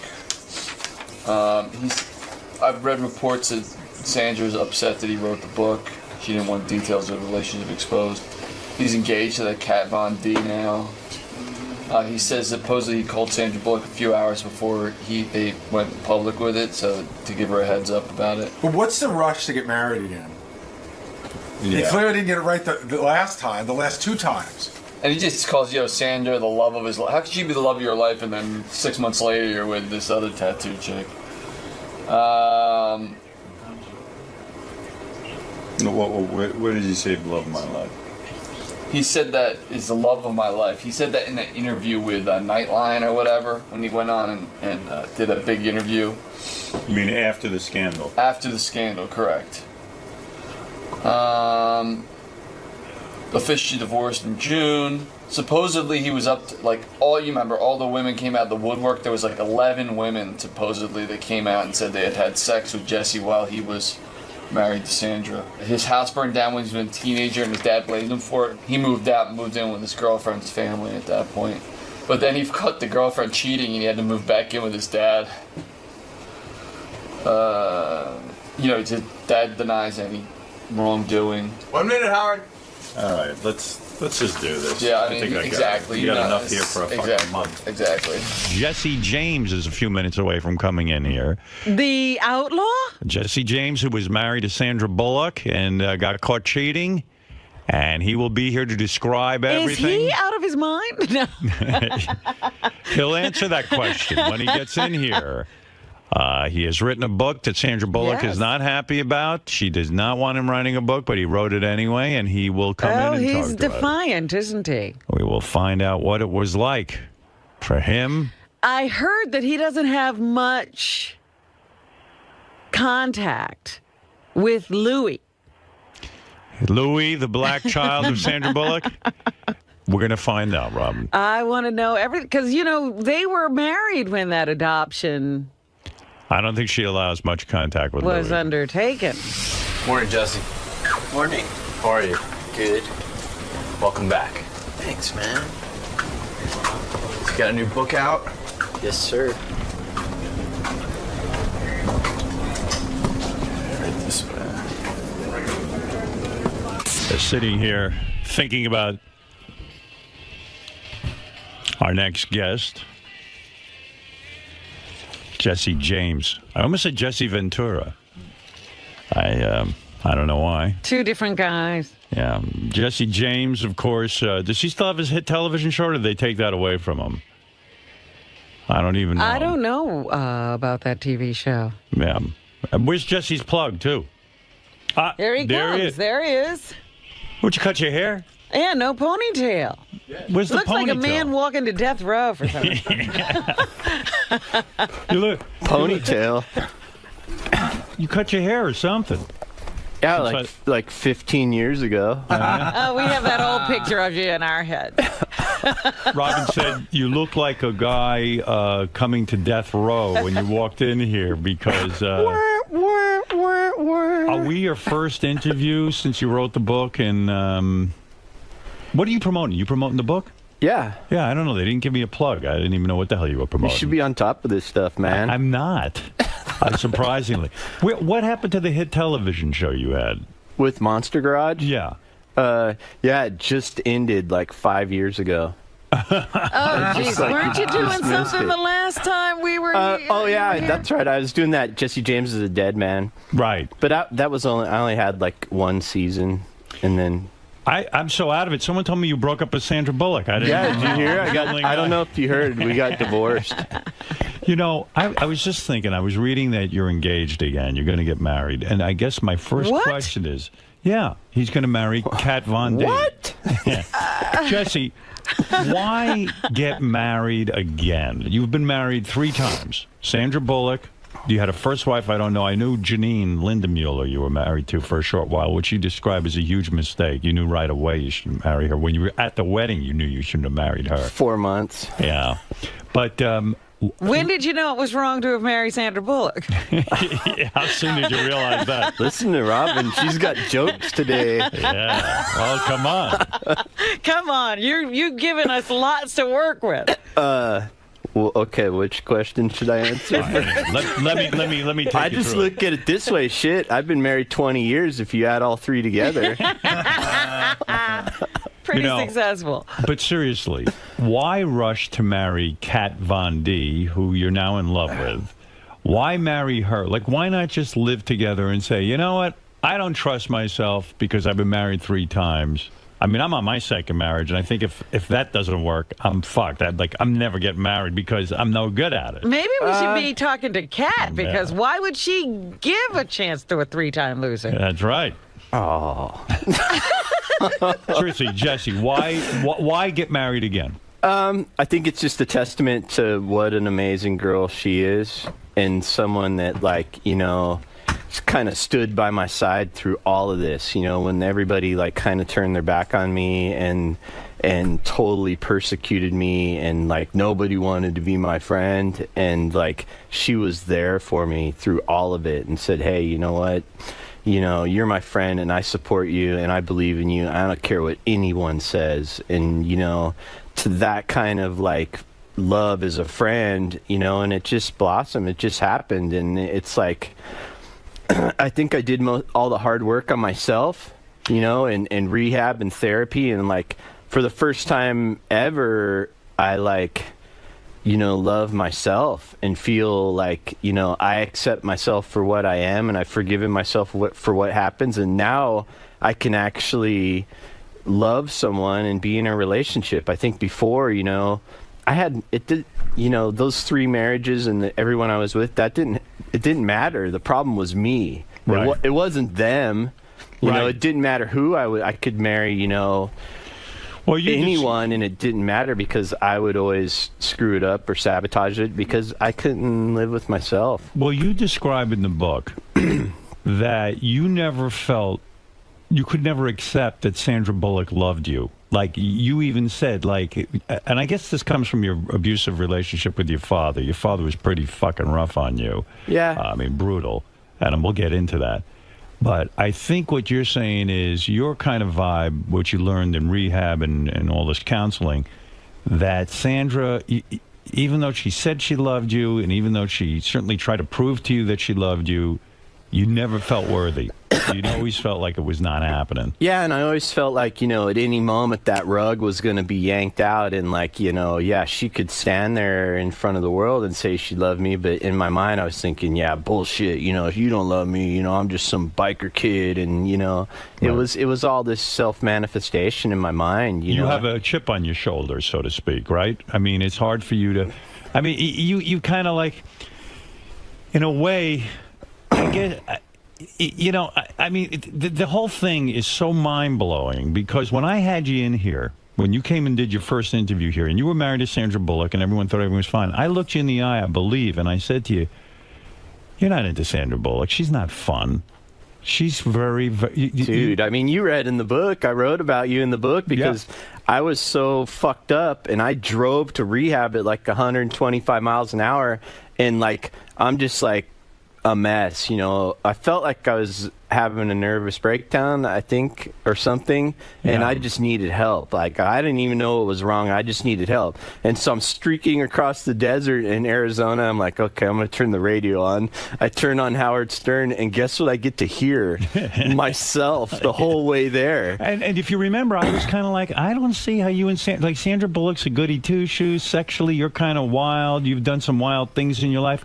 I never kind of saw you two together. Well, I think, you know, the public kind of spoke. You know, everybody kind of saw that, like, what is she seeing him? And, like, they're like the odd couple, you know, but I never really saw her as a, like, movie star or anything. She was just Sandy. And so, you know, but it's hard to be in a relationship with a woman who is always away. Now, my theory was that you were a sex addict. And sex addicts, it's not about the sex.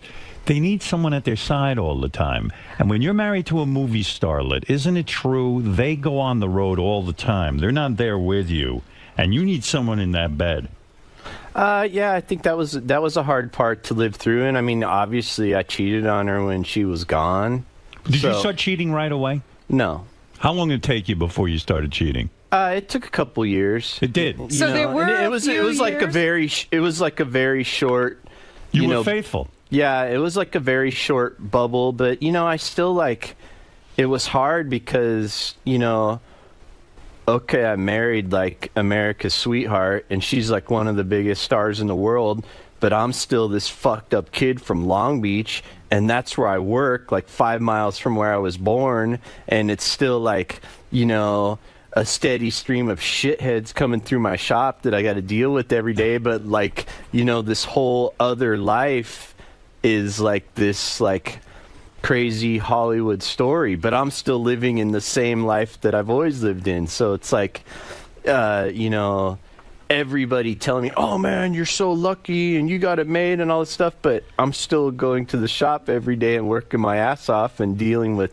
And I feel you wanted to get caught, and I'll tell you why. Because when you're married to a high-profile woman like that, and you were pretty open about fucking these broads, you weren't sitting there trying to really hide all that much. I mean, these girls would come in, you didn't know them all that well. You take them in the room and fuck. We had that bombshell McGee in here. She was telling me she'd go in the room and fuck your brains out and this and that and suck you off. You knew at any time Bombshell McGee could go to the press and talk. And you're doing it at the shop. People can see people going in and out of the office. Right. Do you think you just wanted to get caught? I think subconsciously I did. Yeah. I think I had a big fear of that, and I knew that, like, what happened would eventually happen, you know, and I feared that, but I didn't know how, you know, I didn't think it would be as crazy as it got, but... I think when you say you went to rehab, we keep talking about rehab, you went for sex addiction? No, I didn't even know why I went. You just needed somewhere to get help. Yeah, you know, and I was being hunted by paparazzi, and, like, I almost killed one day. You know, this guy was, like, you know, following me at like 100 miles an hour and like following me to the gym, and like I was on my bike and he tried to hit me on my bike. And so I got off in the middle of the street and I'm like, hey, motherfucker. And there was like 6 of them. And 5 of them, I told them, I go, hey, okay, I'm done with this today. Get the fuck away from me. And the 6th guy decided he wanted to be like, you know, a badass and like not leave. Right. And so, you know, one of my dudes from the shop like slashed the tires on his car. And like I almost jerked. I felt myself like a feeling I haven't felt since I was younger, that like, okay, I'm gonna like, you know, rip this dude's head off. And I kind of caught myself. And then later that day I was just like, man, I got to get a grip. You know, I have to be there for my kids and I can't do anything stupid. And I was like driving around looking for help. I think most guys kind of looked at it like, wow, Jesse had the opportunity of a lifetime. He's married to America's sweetheart. She's got a ton of dough. He's got a ton of dough. It's like perfect. You know, what could be wrong with this whole thing?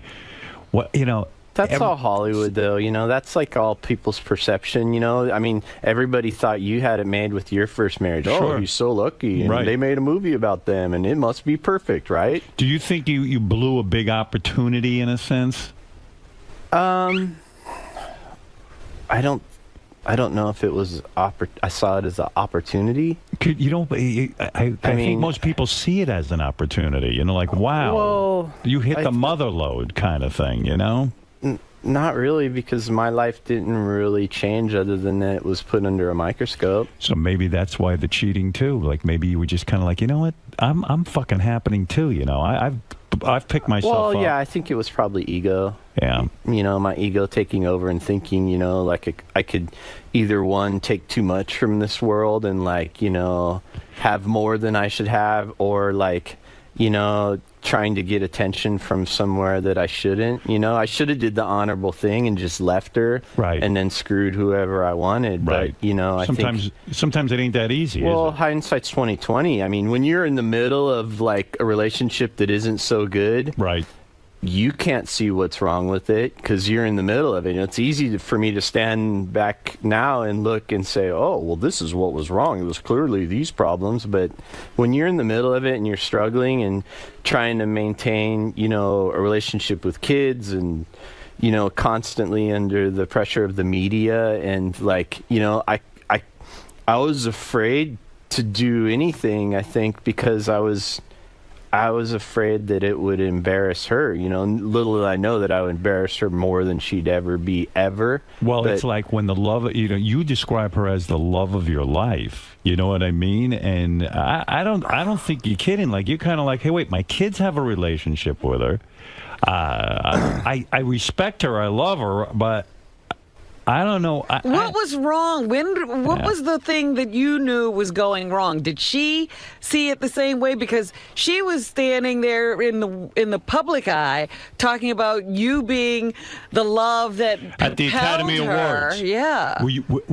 I remember watching you at the Academy Awards. You were crying. Were you crying because you felt guilty? What you were in the audience, Sandra goes, I want to turn to that man and say, thank you for teaching me how to love. Thank you for, you know, being the man who's everything to me. And you were crying at that point. Well, I hate that, like, you know, public perception is, because I did really love her and I did really care for her.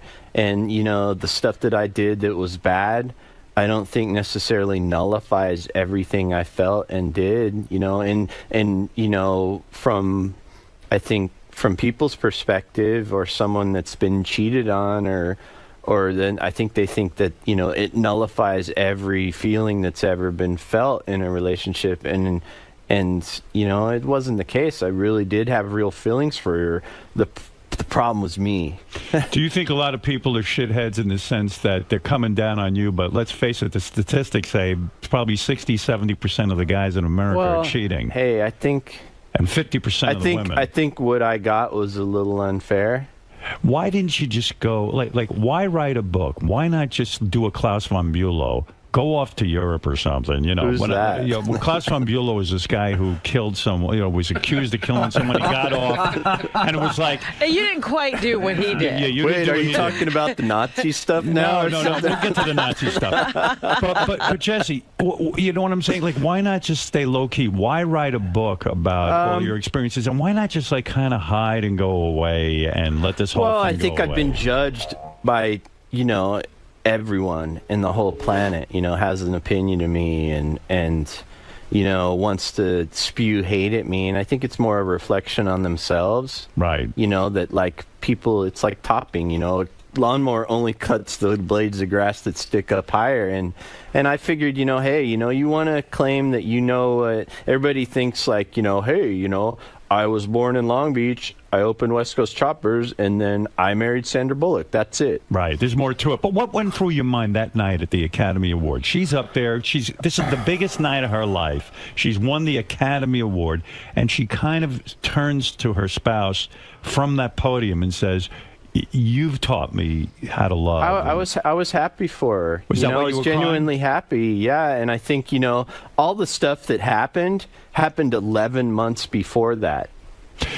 You know, everybody likes to make it think like it happened like the night before or something like that. No, it was 11 months, and it was a short period of time. You mean she knew already that you had cheated? No, she didn't know, and that stuff happened before. You would stop. So you were back to being faithful? No, and we adopted a kid at that time, and it brought us closer together, and actually our relationship was in a really good place. It was better than it had ever been at that moment. You know, I kind of like, you know, I hadn't totally fixed myself yet, but I put all the stuff that I was doing in check, and like started to devote my life to my wife, and trying to. Who squealed on you? How did the story come out? And like, do you think they did you an unbelievable injustice because you had according to you, you had your period of cheating, and now all of a sudden you were like, you know what? I got something good. I can fix this. We're going to adopt a kid. And the kid brought us together, and I saw her in a different light, and we started to really work on our relationship, and then boom, it's gone. Who's the one who squealed? Who told the press? Was it Bombshell? Yeah. Bombshell McGee. Yep. Can you ever forgive her? Sure. I don't really. Do you blame her? No, she's an opportunist, and that's what opportunists do. You know, she got paid $30,000, so. Why did it come out at that time? I mean, what was it's the perfect time if you're a tabloid, right? Did you ever say to her, did she ever come to you and say, if you give me $30,000, I won't go to the press? There was no kind of blackmail kind of thing like that. Nope. No. I'd have told her to get fucked. Right. You would never give in to a demand like that. Nope. You'd rather go to Sandra and say, hey, you know what? I cheated and that's it, and fuck it, I'm not going to be blackmailed by somebody.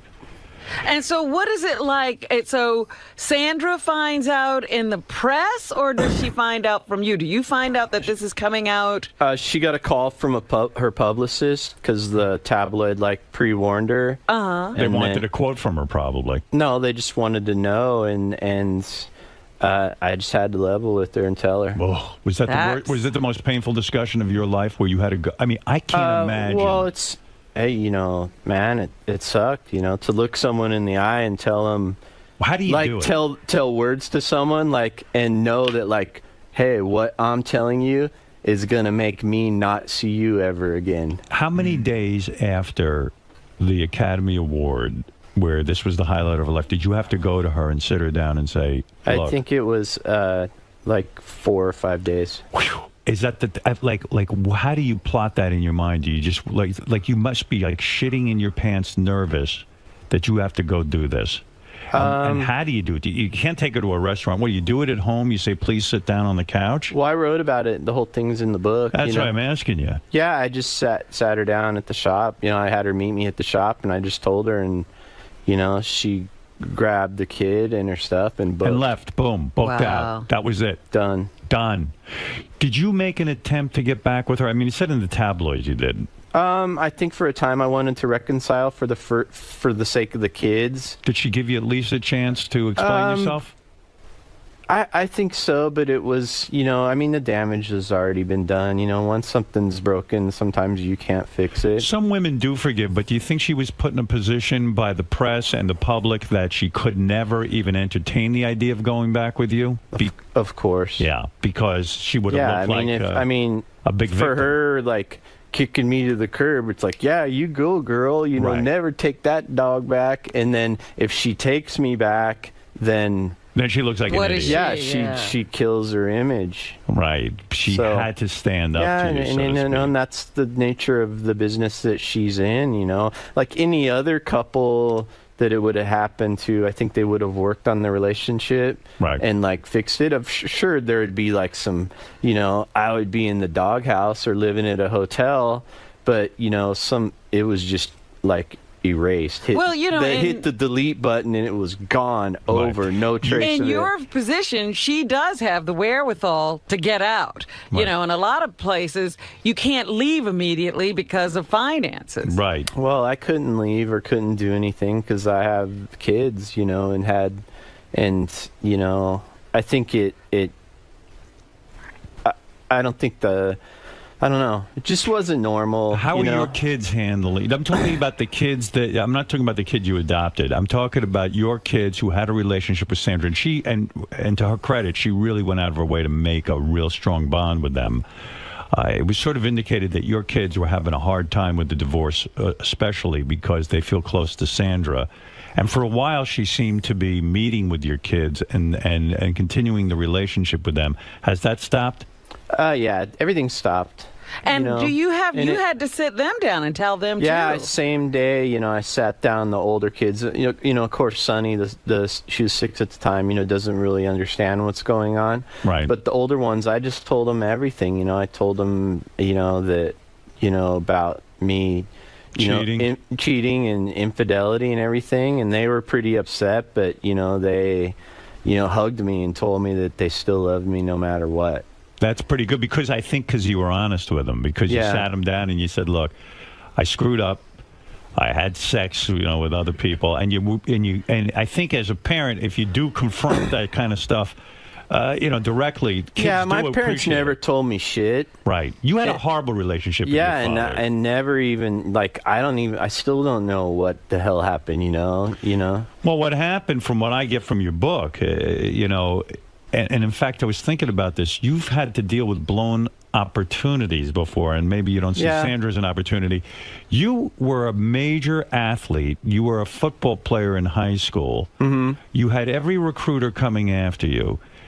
Your house burned down. Your father accused you of burning down the house. They put you in juvie, and because they put you in juvenile detention, you lost out on a college scholarship and maybe even a professional football scholarship. I had every Division I school in the Pac-10 coming to recruit me. What did you play? Outside linebacker.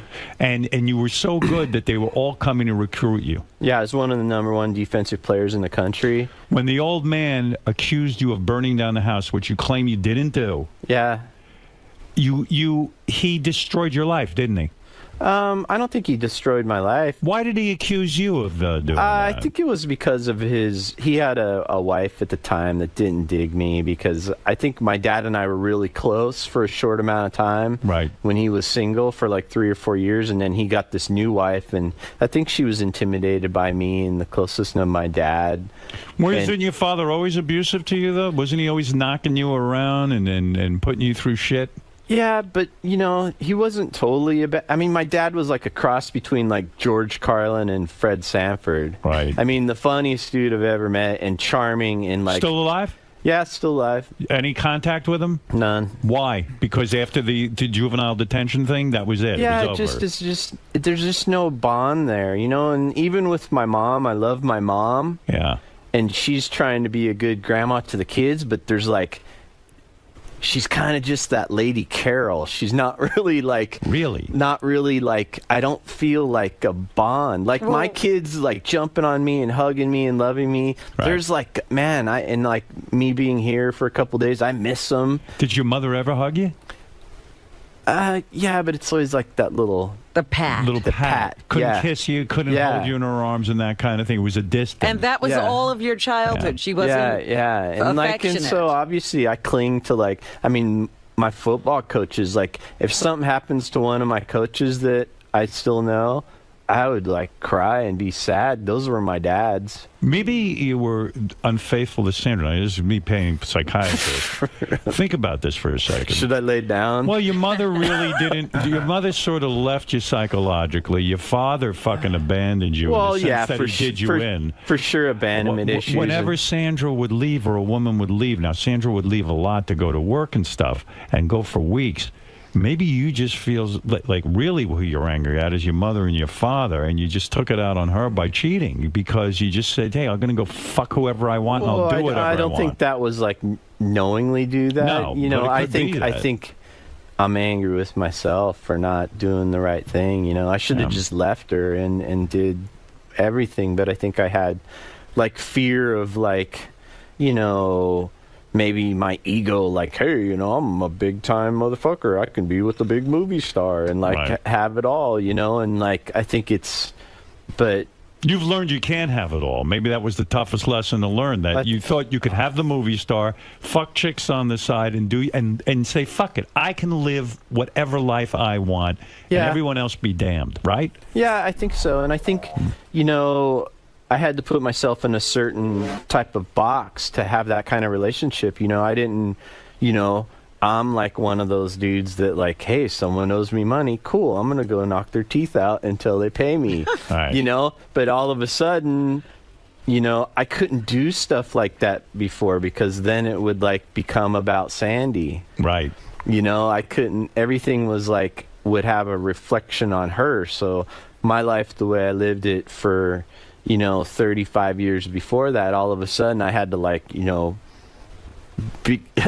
kind of live in this certain perception so no one got embarrassed and no one's movie was affected or anything like that. What was the game plan when you got out of rehab to go win her back? I mean, what do you do? Just buy some flowers and just say, look, you're going to get your 10 minutes with her. I mean, what the hell's the game plan? Yeah, I went by the guy on the freeway and bought a little bouquet. Right. Here you go. It's cool, right? Can we make up? No, it wasn't like that. I think when I came out of rehab, I was fully focused on myself. I have to make myself happy first and foremost, or no one else around me is going to be happy. And I think... How long were you in rehab? For a month, 30 days. Anything to do with drugs? Were you a drug guy? No, never did drugs. I drank like a motherfucker for 30 years. But so when you show up to rehab, do they go, hey, dude, what are you doing here? What are you doing here? You know what? I didn't call anybody, and I didn't tell anybody I was going. I didn't call ahead. Right. I just showed up there, and a lady there, I walked, hello. She's like, welcome. Put her arm around me. Come on, you came to the right place, and put me right in. And no one ever questioned it. They don't tell you why. There's not some dude in a smock and a clipboard. It's okay, yeah, this is what's wrong with you. No, you start intensive therapy. And what do they treat you for though? What did they say? They don't treat you. They don't treat you for anything. You tell them, you basically list your whole genealogy and everything, all your history and stuff like that. And there's stuff that came out that I haven't thought about since it happened when I was a kid. Right. And stuff, and they don't tell you what's wrong with you. It took 2 weeks before I realized I put the pieces of the puzzle together, oh, well, basically, I've lived my whole life because, I was, my dad beat the shit out of me and Right. Are you still in therapy? A little bit, yeah. A little bit. Why a little bit? I mean, you went through a trauma and then all of a sudden you go for a month, you get intensive therapy. I think eventually everything can't be all right, I think you have to apply it. I think the stuff that you learn, you have to apply it. And I have good days and I have bad days. But I think I've kind of got life in perspective and figured out now, and now it's time. I think if you're in a constant state of discovery and not, putting what you learned, 12 hours of therapy for 7 days a week for 30 days is a lot. I mean, I stepped out of rehab and I'm like, shit, I feel like a new man. When you walk around, do people give you shit? Like, do women give you fucking sideward glances? And what is your life like on a daily basis now? It's fine. Everybody's totally cool. I have never had one person come up to say anything negative about me. It's all internet, you know, all those people hiding behind a keyboard. The woman you're dating now, Kat Von D. I'm actually engaged. You're engaged to her. Which I would strongly recommend to you, but who the hell am I? I mean, but I would say don't. Is there an actual wedding date? No. But to me, hold off because maybe, you know, deny yourself this thing of marriage because it hasn't worked 3 times. Well, we're not living together, and I think the old Jessie would have probably already been married by now. Right, I see. Have you cheated on her at all? No. If you did cheat on her, would you go to her right away and say, I did it? I wouldn't do it. You wouldn't do it. You know that. You know I would never cheat. I would break up with her if I wanted to be with someone else. I would just go be with that person. Was I right all those years ago that Sandra Bullock wasn't enough for you sexually? I mean, some of the women I spoke to... That was only 2 years ago. That's right. Okay, but was I right? Was I right? Way back in... she's not enough of a freak for you. You are a bit of a freaky guy. You're a free spirit. You love fucking... You know, you love life. Was sex too tame with Sandra Bullock? Couldn't that be part of it? Can't it just be too goddamn tame and not good enough? I'm not talking about that. No, I don't want to talk about. Yes, you are. I don't feel comfortable talking with another dude about my sex life. Okay, then let me put it to you this way. Talk to me. Turn to Robin. That's why she's here. She's a woman here. But you know, let me put it to you this way, because I think you think I'm asking for some other answer that I'm not. What I'm saying is that, in a way, is infidelity part of it anyway? I think I don't think it's a physical thing. I think it's more of a mental thing. Yeah, I tend to agree with that. You know, I don't think it's the act of sex or like what someone's willing to do or not willing to do or anything like that. I think it's a mental thing, you know, and when I feel comfortable with myself and I'm mentally connected like I am with Kathy, you know, it's like, it's something I've never experienced before. I guess I look at Kat Von D as some sort of wild girl because of all the tattoos and everything, and Sandra's like a goody two-shoes. I guess that's what I'm driving at here, you know, that maybe just Kat Von D is more of a match to you in terms of your own personal philosophy. She's more of a match to me on every front. And did her parents say to her, hey, what the fuck are you doing with this guy? He's a serial cheater. Or does she not have parents either? Right. She has great parents. She has an amazing dad who's like, in her relationship with her dad, I'm like so jealous of it because like, man, they love each other and like he has her back and like, you know, and I called and talked to him and I dig him. He's a rad dude. And like, you know, I tried to like, I think it's easy, you know, for people to judge me that have never met me and only see me in pictures because I look like a fuckhead and like, you know, like, you know. Did you have to go to her dad and convince him that you were okay? I mean, was there some sort of period of time where you had to sit down and say, look, I know you read a lot about me. Well, I think, you know, he was naturally protective of her. Mm-hmm. You know, so were a lot of people around her, and, you know, for a good reason. I mean, when there's this avalanche of negative stuff about me, of course, if you care about someone, you're going to be like, hey, you know, what the fuck? You know. Did you ever consider during the height of this thing, did you ever consider either being treated with some sort of drug to calm you down or to even kill yourself because it was such pressure? I mean, I think we're downplaying the amount of pressure that was on you. It was a huge story. I would never kill myself because I have those 3 amazing kids that depend on me. Did you feel like killing yourself? I think I've never felt like killing myself, but I felt like, you know, I started to reach my breaking point where I wondered, like, okay, when am I going to snap? You know, what's going to happen? You know, I kind of couldn't, you know, I've always stayed pretty positive, and I've been through a lot of crazy shit in life, and I started thinking, you know, okay, what do I got to, you know, when does this... Did all of your friends abandon you? I think so. Most of them. I have a couple good ones, but for the most part, and even probably your close friends were kind of like, hey, we don't know this guy. He's living a secret life kind of thing, right? I think a lot of people, actually, to be honest, I got a lot of letters and a lot of comments and a lot of people that know me and know me well that are happy it happened. That's what I was going to ask you. Because they said, when you married Sandra Bullock, you went all Hollywood. And it's like, now we have you back. Well, I would think that that Sandra had a lot of quote-unquote Hollywood friends who probably fucking hated you. Who probably thought you were bad. Fucking dorks. But did you see a lot of phoniness there when this thing went down? Oh, dude.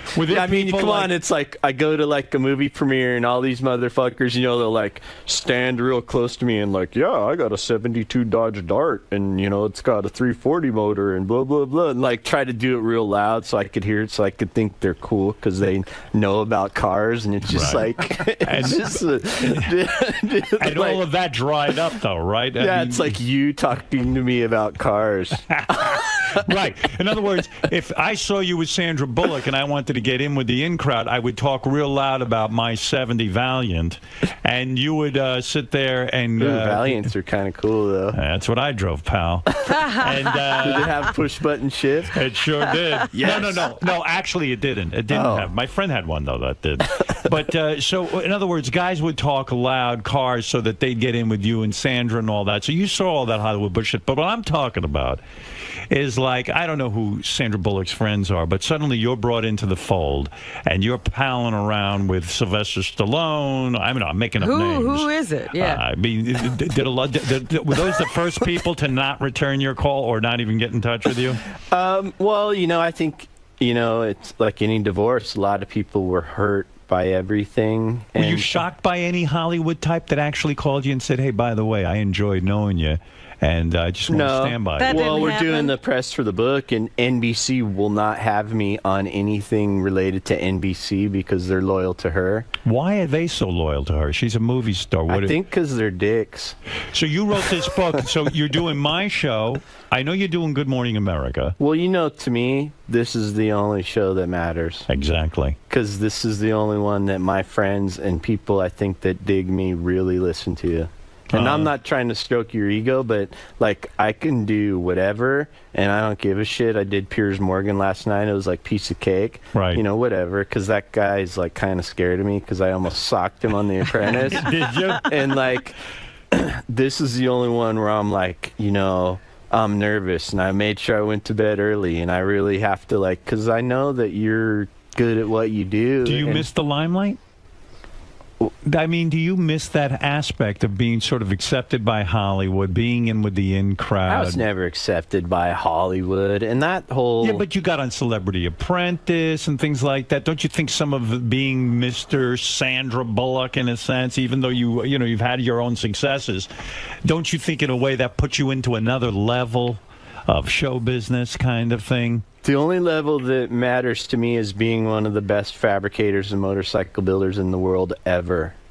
That to me is harder than standing on some red carpet or being some that guy's the new guy now. All that stuff's bullshit. My skills and what I do with my hands is forever. What about this child, Lewis, that you adopted with Sandra? You are legally his father, right? Yes. I mean, you're the adopted father. You're on the papers. You don't see him at all. Nope. Does that piss you off? No, it doesn't make me mad. It's just it's been a source of sadness that only recently I've come to grips with, and I could only shed so many tears over it before I have to wake up and kind of keep a stiff upper lip and realize hey, I have 3 kids that I do have, and I need to take care of them instead of putting myself in some sort of depression for the kid that I don't have. How's that going? So you have no contact with Sandra at all? No. How's that going with your other the three kids that you have? The one with Janine Lindemuller, who you describe in your book, was a result of a one-night stand. You guys had already broken up. You got back together for a brief time. You fucked once, and bam, you got this kid now. Yeah, I got the call like 3 months later. Guess what? Yeah, and you weren't even sure this kid was yours because who knew what the hell she was doing? But you have custody of your daughter now, right? Yep. And so is Janine still trying to see the daughter? Is she allowed to see the daughter? Yeah, she has a little bit of limited visitation, and the whole thing with Janine, it was nuclear warfare, like I told you before. But I would go through it all again if we could have that little amazing girl. Don't you think Janine loves the fact that you and Sandra are broken up, and because Sandra was like sort of being a mother to that girl and all of this? Do you think she's serious? She saw this as a gloating opportunity? Well, I think so. I think, she took the opportunity, because I've always kind of taken the high road, so any kind of, finally she had, some kind of thing to, oh, see, he's a bad person, and, right. and Janine always had this real big bug up her ass about Sandy. Right. Because Janine, she was beautiful and amazing looking woman and a big star in her own porno world. Yeah, and so I married someone that was bigger and more of a star, and Janine took real offense to that. And maybe she felt competitive, her daughter was going to love Sandra more. Yeah, I think so, and I think that was the case that played itself out. Sandy became Sonny's mom. Right. And are you shocked that Sandra Bullock doesn't visit those three kids that she formed a bond with? You've made that opportunity available to her, right? You've said, hey, if you want to maintain I don't a know if I'm shocked, but I understand it. It's a divorce. It's just like any other couple in any other town in the world that, when something traumatic like this has happened, hey, people get hurt and it splits apart. And, especially when kids are involved, it's bad. It's amplified because it's in the public eye. So every aspect of it is going to be nitpicked, and how long do you wait to fuck a woman again after Sandra's broken up with you? You've left rehab. Now you got to say to yourself, shit, am I going to go right back into the saddle and start banging again? And was the first woman you banged Kat Von D? I don't agree with that term, banged. What term do you like? Fuck? Intercourse? Make love. Make love. Let me start again. It's a big decision for you to make love to a woman because you've gone into rehab to straighten out your whole life with women, essentially. I think a whole life with myself. Right. So are you gun shy when you come out, or do you say, hey, I got to get right back in the saddle and start fucking again? I totally gun shy and kind of introverted in that respect. And I bet you they told you in rehab, don't rush into this thing. Take your time. They didn't give me any future relationship advice in rehab. There was actually a funny story. There's this lady, I won't say her name, but during that whole scandal, she, there's no TV or radio or anything like that, and she's the biggest Howard Stern fan ever. Yeah, this is in rehab. Yeah, and she's this cool old biker chick. You could tell she has a tattoo of a unicorn on her ankle, and you could tell she's wild. Right. And she's probably in her late 50s or so, and she gave me daily Howard Stern updates. He talked about, him and Robin talked about you all morning. Robin's really mad at you, blah, blah, blah. Is Sandra Bullock Jewish? No. Because didn't Lewis have a bris with a moil and a whole thing? Yeah, we did a bris with the moil to keep it private because the moil would come to the house and do it. Oh, so in other words, it wasn't a religious thing. No. It was because she doesn't really answer the question what religion she is, and somehow people think she might be hiding the fact that she's Jewish. No, she's not Jewish, but we just did it with the moil to keep it private because we found and it was really...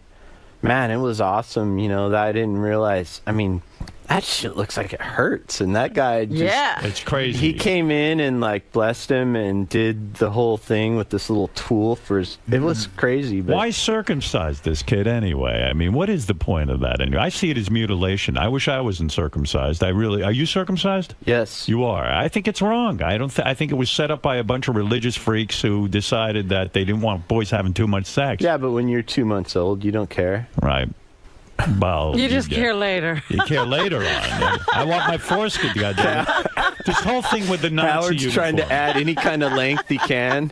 I read your explanation in the book about the Nazi stuff. You brought it up earlier. What is the explanation? Because I don't know it. I'll give you the short of it. Hey, I heard you talking shit 2 days ago. What was she talking about? Like, oh, she's talking about Sandy and like, Right. yeah, marry a biker that's a Nazi. You were referring to me, weren't you? I think so.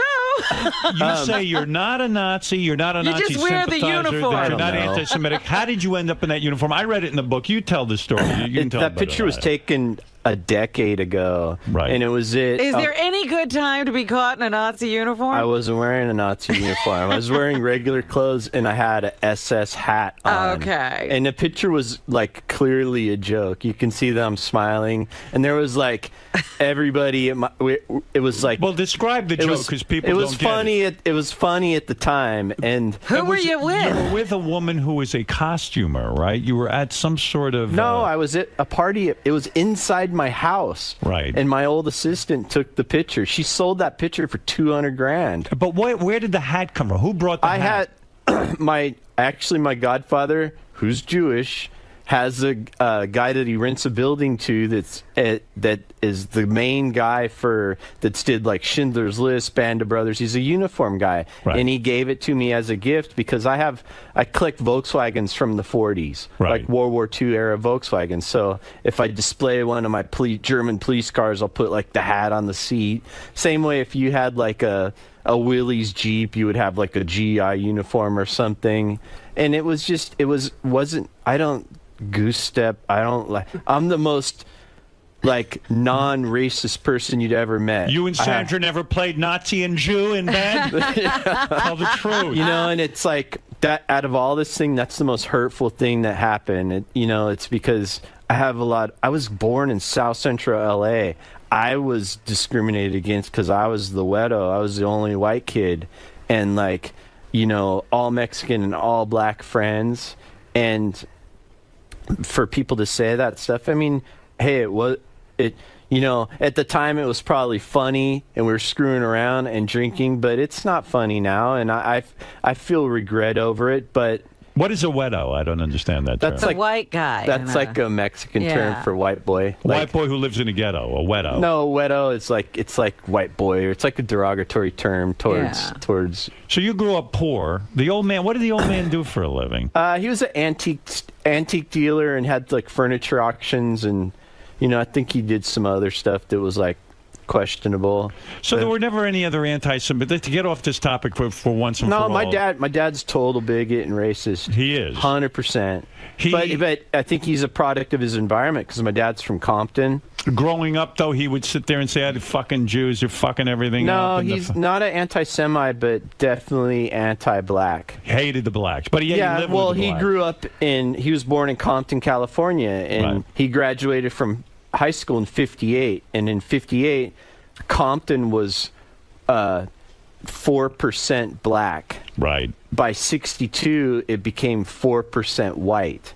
So he saw his neighborhood totally flip around, and it's like, man, every joke I can recite every joke my dad telling me, with the N-word in it, and it was like a constant barrage. One of my best friends in high school was this dude named Sean Perrin, and I remember my dad, he came over to my house for barbecue, and my dad made some black joke with the N-word in it towards him, and it was like my dad was trying to be funny, but it wasn't really funny. And what was your dad's favorite N-word joke?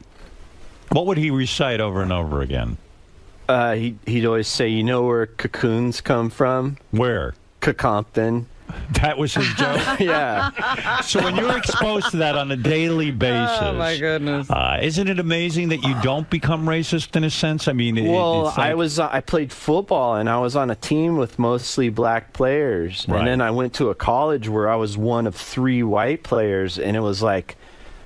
I don't remember my thoughts towards my dad, but I just remember that it was like so over the top and so much that it like made me kind of resent him. This like, wow, you know, like I don't know, like it's not funny to me anymore. And you know, he told stories like Linwood, where I was born, became all black way before Compton. Right. And I remember he told a story, you know, that like, you know, they had like a chorus line or like some kind of dance troupe that came over and danced at his school, and it was all black girls from Linwood. It was like the Linwood Knights.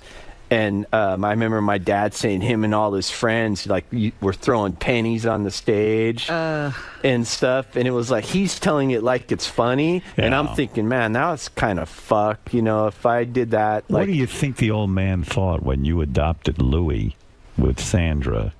He must have gone nuts. I don't know. I don't know. Well, you're not in touch. No, I don't. When is the last time you spoke to your old man?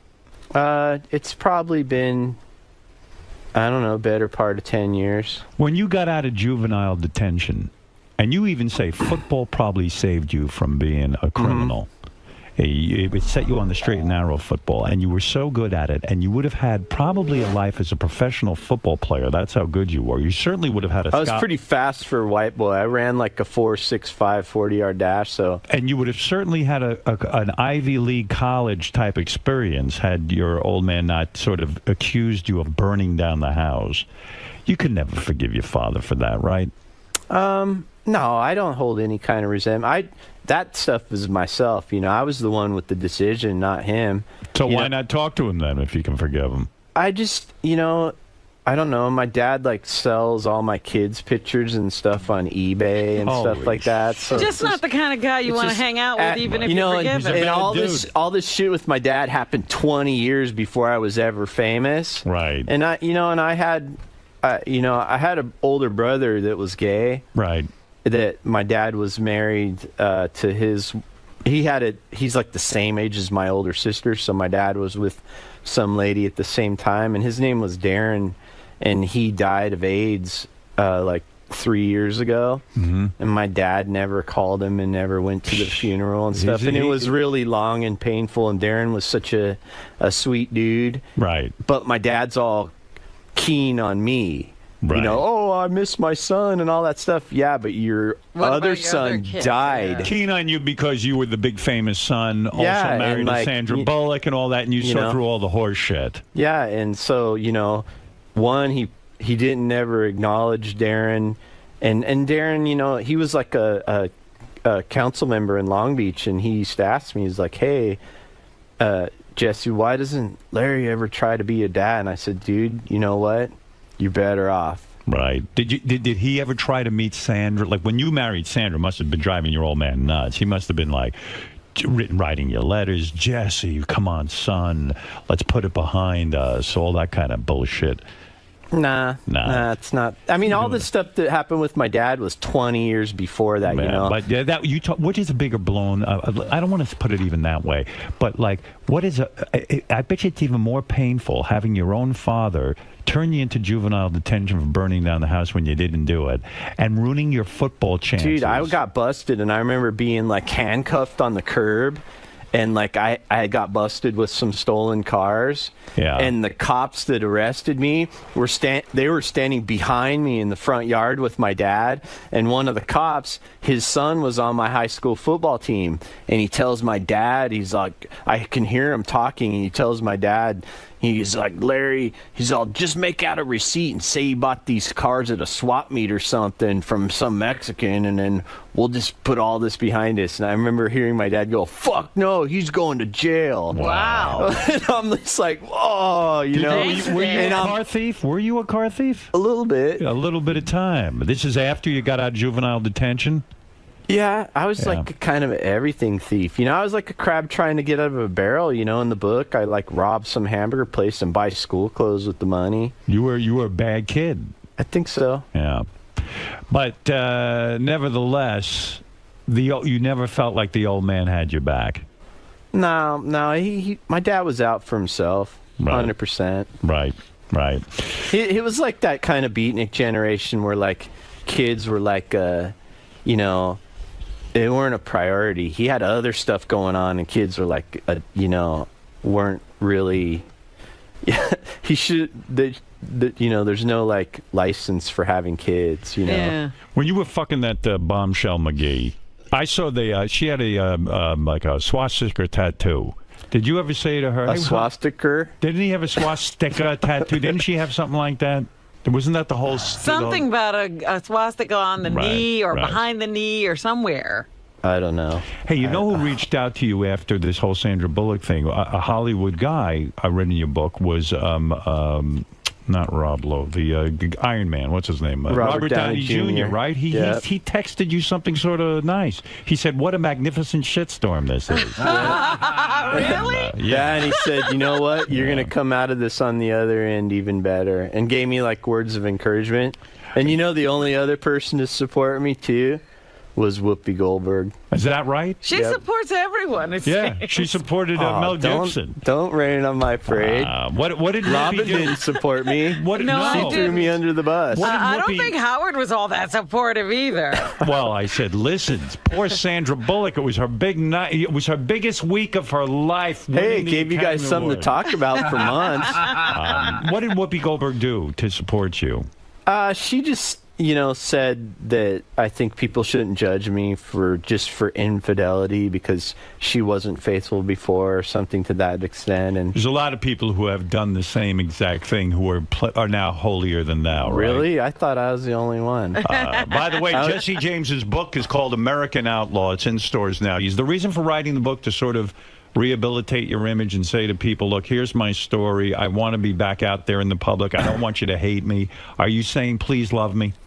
I don't think so, because I think the book actually makes me look worse.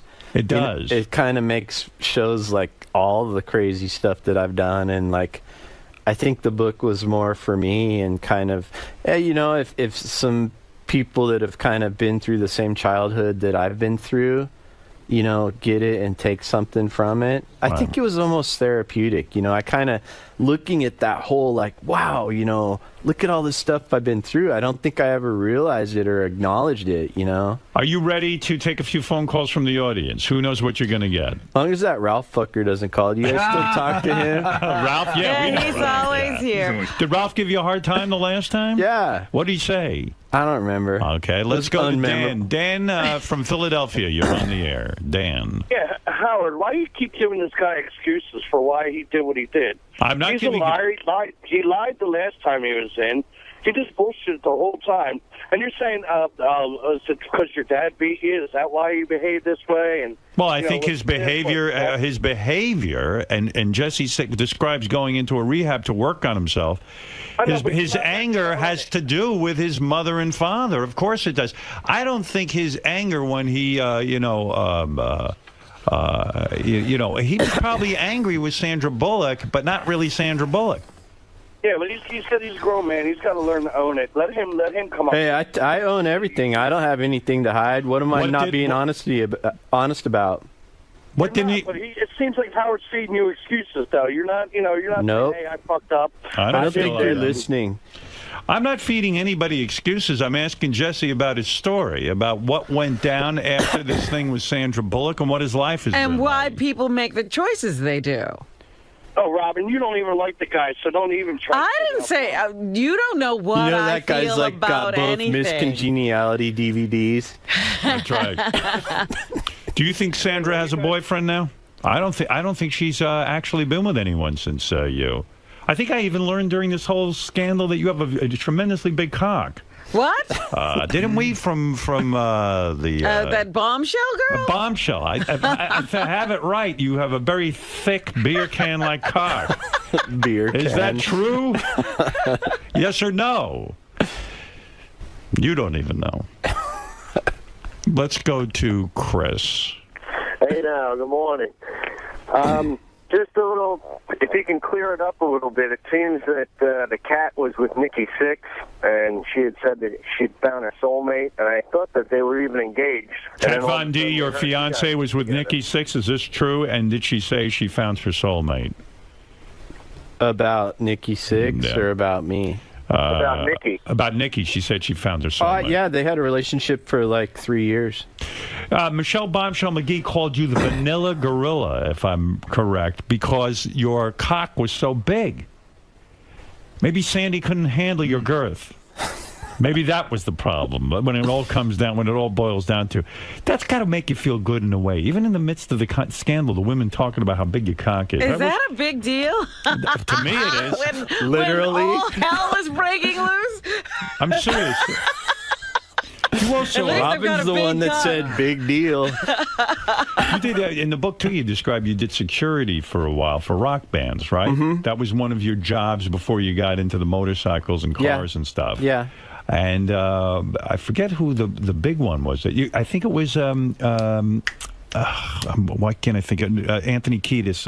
Yeah, Red Hot Chili Peppers. Red Hot Chili Peppers. You did security for them. I lived with them for a month in like Houdini's mansion in Hollywood. No kidding. Yeah. And that you must have seen some wild shit go down there. I saw him record an album with Rick Rubin. It wasn't really wild. No, but you do describe while you were doing security, somebody had punched a kid out, and the kid died in your arms. Yeah, what was they that about? He was like crowd surfing, and one of the dumb security guys like pulled him down into the ground, and he landed on his head. And I grabbed him and tried to carry him out the back door, and I felt him just give out like before I got there, and he was like a 13-year-old little punker kid. And this was at a Red Hot Chili Peppers concert? No, it was at Danzig and White Zombie concert.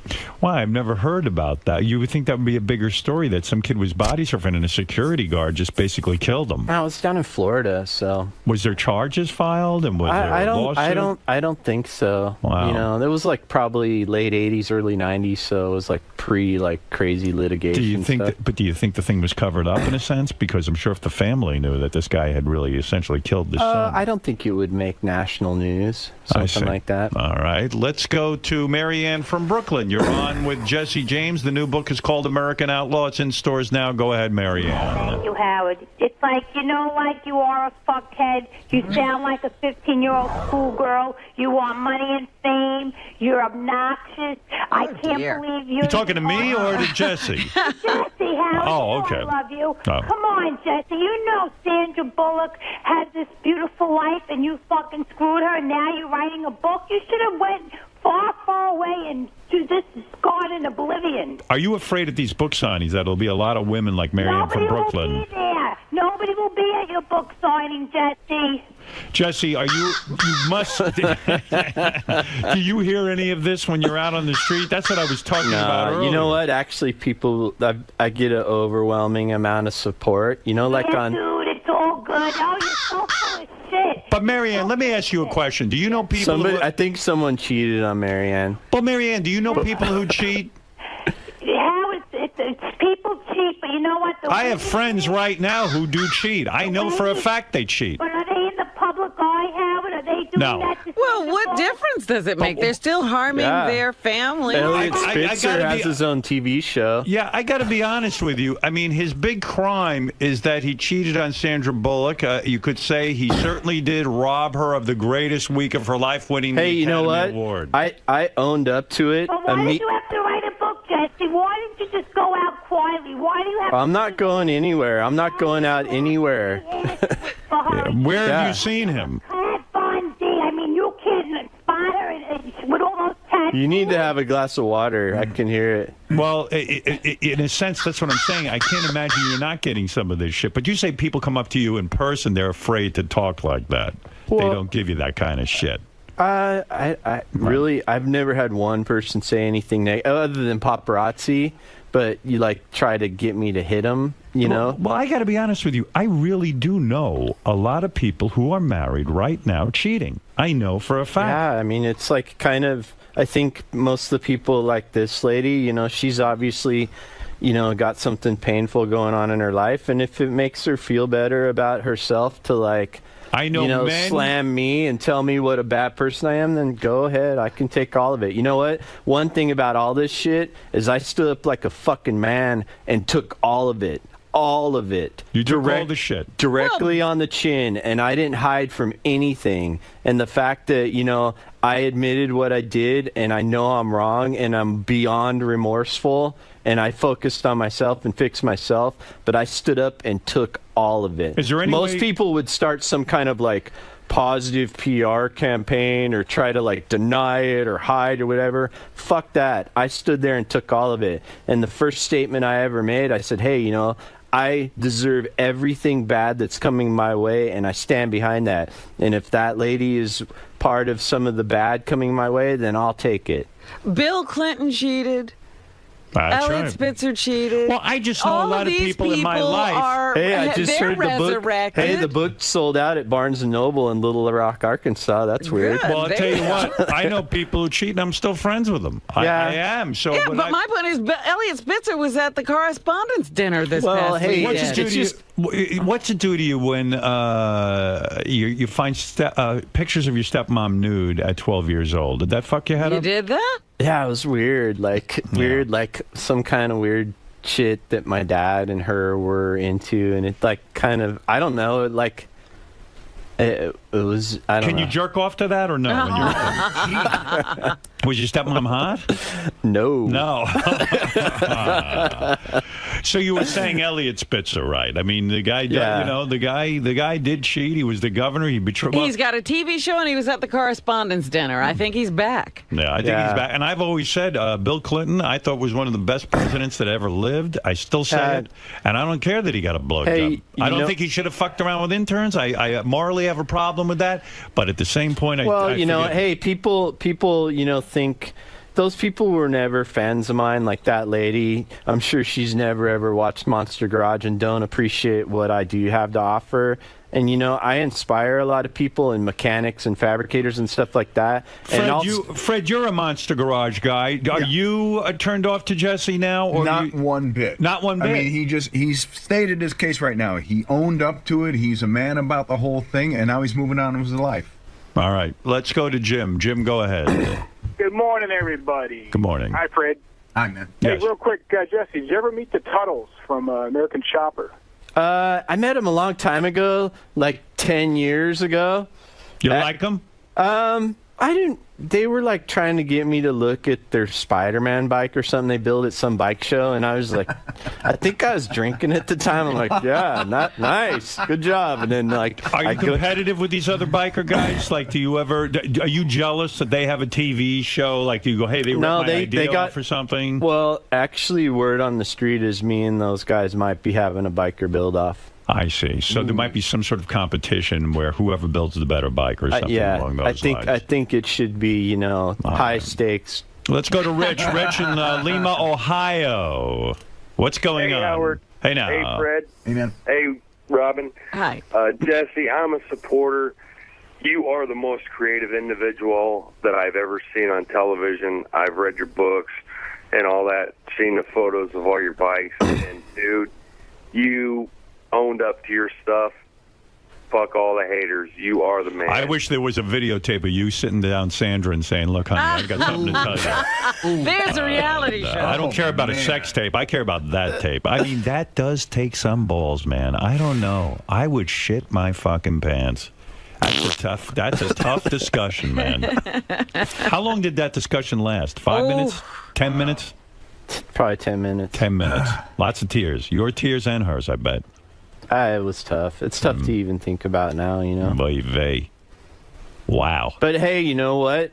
Who would imagine that, like, a year ago, when everything's this gigantic shitstorm, and I'm, like, running around like, you know, a scalded dog, and who would imagine that 1 year later, I'm happier than I've ever been, and I've met someone that, like, makes me happy, that's, like, an amazing woman that, like, is willing to like accept me for my faults and like not try to change me and loves me like crazy and has my back and like. So are you saying that the whole thing that went down with Sandra was maybe the best thing that ever happened for you because now you're with the true love of your life? It's not the best thing because a lot of people got hurt. Right. And you know, I made mistakes, but it's the best thing.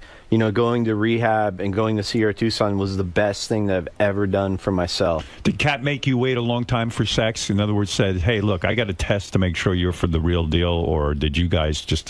Where did you meet Kat Von D? I met her in like 2002 through a mutual friend of mine that does tattoos, and like she was looking for advice on her TV show, and it was kind of the high to mine, and you know, she was wanted like entertainment lawyer and stuff like that, and we just stayed in contact purely on a platonic friendship level. Should a guy stay in contact with the girl when he's married? Probably not. You know what? It wasn't even enough contact to even raise any kind of suspicion or even. It was just friendship, and then. After rehab, you get after rehab, I had to go to this fucking 7-week trial in downtown LA in Superior Court. For what? So, some guy trying to sue me for my Walmart business, and like so I got persecuted by the media, and then I got to go sit in court and listen to all these trumped up witnesses like talk shit about what a horrible person, and he cheated on his case. No, I won. You won, even though you had public perception. all that. In the middle, they found a jury that would go for you. Yeah. Wow. In the middle of all of it, I won. But what was his case? He said that you stole something of his? It was like this workwear I sold at Walmart, and he was trying to say it was his idea, and it wasn't, and just typical. And people didn't buy it, even though you had all that bad PR going for you. Yeah, even though everyone... and dozens of witnesses saying, "Oh, well, if he cheated on his wife, he must have cheated this guy." And it was. Are they allowed to bring that into the courtroom? Yeah, it was. It was like and all the Nazi stuff and everything else. Oh my God! Did you think you were going down? And there was people on the jury that were like working for TMZ. Oh, geez. That they like planted and like, and in the middle of all of that, you won. In the middle of all of that, it was like my lowest point, and I like. That's when I started, like, how much more can I take when I'm sitting here listening to ex-employees say what a dick I am? And these are people I was paying 6 figures at a motorcycle shop, and I like Why really did they turn on you? For money, right? They testified at your trial and said you were a piece of shit. Yeah, and like did that hurt? Yeah, it was terrible. Was it true? Were you mean to them? No. Were you bad to these people? I was the best boss ever. I mean, I was pretty shrewd and you know, booted out lazy motherfuckers, but good people I took care of, and some of those good people that you took care of turned on you. And through all of that, one person reached out to me and sent me a text one night and said, "Hey, you know, something tells me that your heart was hurting, and I want to make sure my friend is okay." You know who that one person was? Kat Von D. That's right. Wow. Was it Kat Von D? Yes, sir. You must have fucked her brains out. You know, and we got together and decided to like, hey, let's meet for dinner. No, I mean, I'm telling you. This is during the trial. God's honest. No, this is right after. God's honest truth. Yeah. I had no feelings for her other than just like, hey, I respect this girl. She's a talented artist. That's amazing. Were you shocked, though, that you won that case? Just to get back to the case for a minute. Were you shocked that you won that case? No. Because really? I know I was right. And did you contact any of those people who testified against you? And are you allowed to testify for money? Oh, yeah. You can pay witnesses. You can. Could cover their... You know, expenses. Expenses. Quote unquote expenses. I had to take this day off of work. I need $20,000. Wow. Do you think her motivation, Kat Von D, is she heard about your massive cock and said, I have to be with this guy? Do you think that her intentions were noble as well? Her intentions were 100% noble because it both happened for us on the exact same time at the same level. It's like, wow. You don't have to doubt that she loves you because at that point there wasn't much to love in the sense that you didn't have any fame. You were infamous for being a dick. It's easy to love someone when they're on top of the world. Right. You know, it's hard to love someone when they're at the bottom. When you and Sandra Bullock get a divorce, though, does she have to pay you money or did you have a prenup? Nope. She's got a lot of dough. So do you, but she's got more. What is the no to? No prenup? We had a prenup, but I didn't want anything. I just signed it. Boom. Done. Over. You got your own money. You're a millionaire. I think I'm like $1 million. $1 million. You got nothing. I didn't want anything. It's not the way I roll, man. Oh, you should roll with me, baby. No property? Nothing. Kat Von D is a good friend to you because at that time no one wanted to be a friend of yours. She meets with you. You have dinner. Is there romance that night? There wasn't romance, but there was definitely a spark, and I couldn't wait to see her again. And how long does the romance last before actual lovemaking occurs? How long? I don't know. I didn't count the The reason days. I ask is because it had to be a big decision for her and you. I mean, here you are coming off one of the You know most what? infamous divorces. All I can say is everything happened the right way, and no one forced it. Was just... You didn't have to force your monstrous penis into her? No force? Oh, my God. You Like use a no shoehorn. Do you have a problem with sex in the sense that you have to lube these women up? I mean, when you're that big, I have a tiny, I'm minuscule.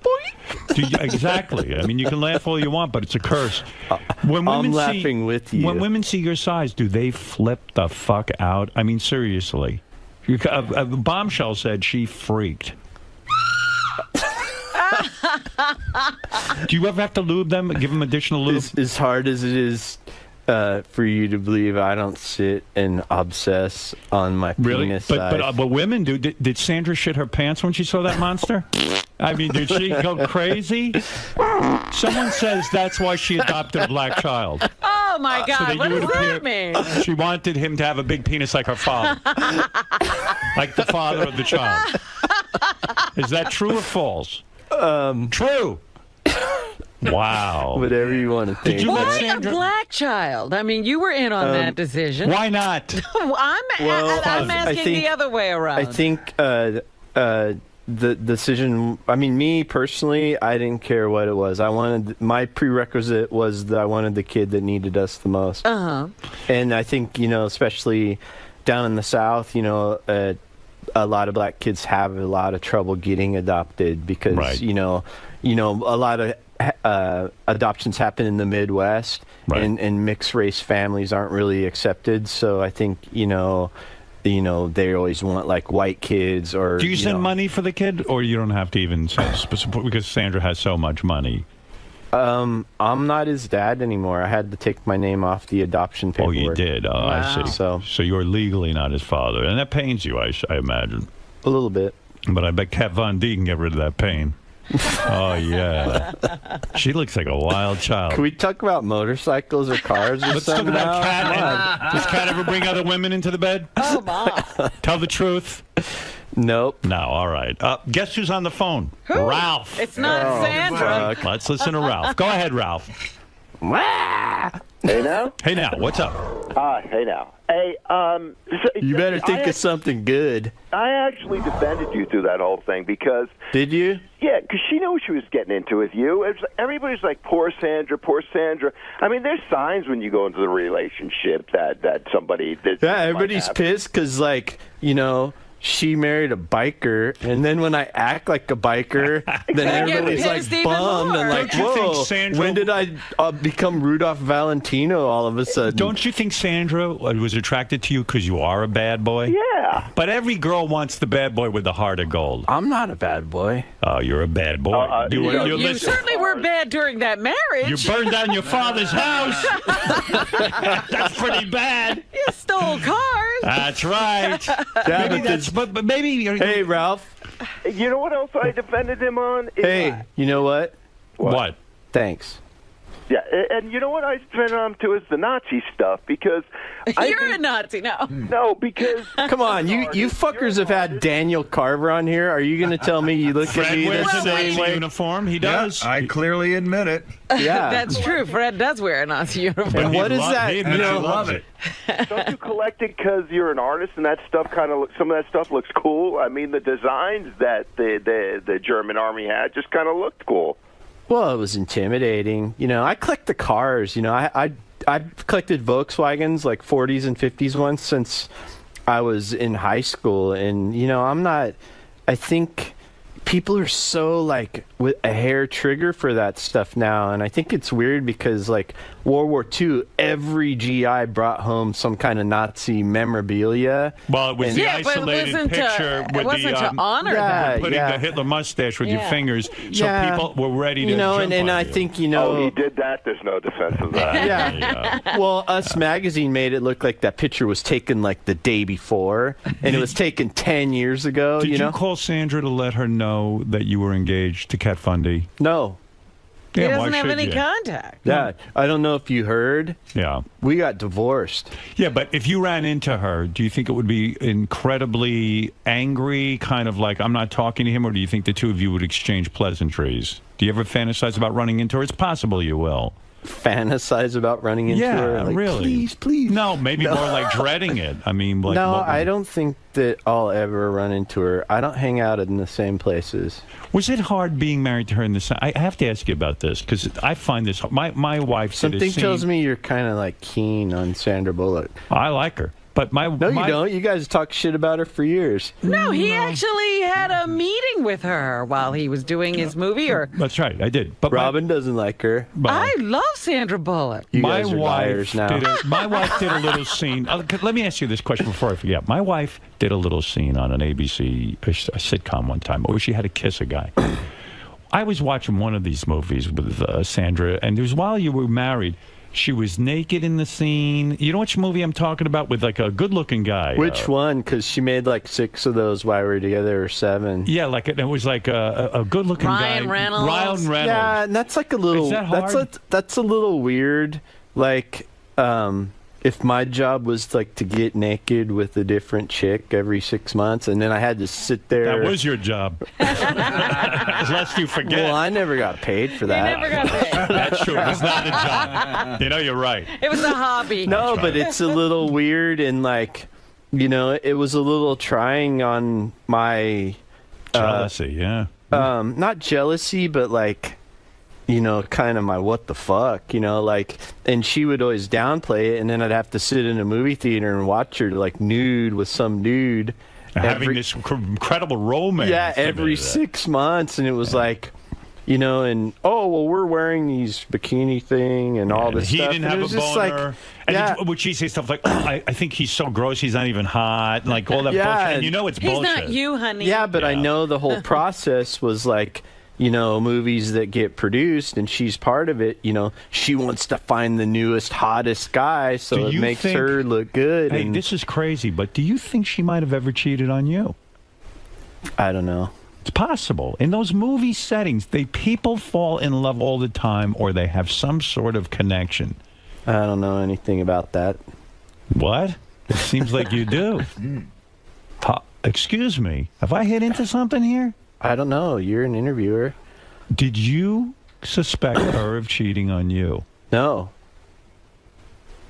You look like you suspect, like you want to say something and you're not saying it. I don't want to say anything. It's time for the truth. All of the truth. Dun dun dun. You think she cheated on you, don't you? No, I don't think so. I think the stuff like, she had a lot of emotional boyfriends, so to speak, like guys she worked with.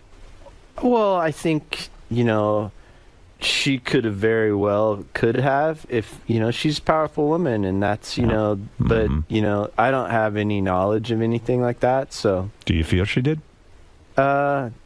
Did you feel she had emotional connections to men because of her occupation, like these Ryan Reynolds types and things? Well, I think she had to. Yeah. I mean, of course. If And they're maybe there was some making out, and maybe there was some titty feeling. Oh, jeez. Unca. Well, hey. No, that whole world is like a funny pretend world. It's not so easy to live with. I'm in, I think, the real world in reality, and that's all I can focus on. I mean, that whole thing's going to be what it is and what it, I'm just glad to be out of it, man. I'm Scott, glad. you're on the air. You're talking to Jesse James. The book American Outlaw is in stores now. But you do have to ask the question, Why a book? Did somebody come to you with an offer, or did you shop a book? I've been offered, my first book was a New York Times bestseller, 8 years ago. And I've been offered a book probably 100 times. And I never thought the timing was right. And I never really felt like I always thought I was too young. Well, why would I write a book? I'm not 70. Well, now you had something to write about. Yeah. Well, and I think going to rehab and looking at everything that's happened and realizing all the stuff that I had kind of forgotten about. Sandra's upset about it, though. She didn't want you to write this book. When was the better time going to come to write one? Well, some of her people did ask you not to write it. Isn't that true? Is that true? No. Oh, too bad. No. All right, Scott, go ahead. You're on the air. If you want to think that, go ahead. I think that. Scott, go ahead.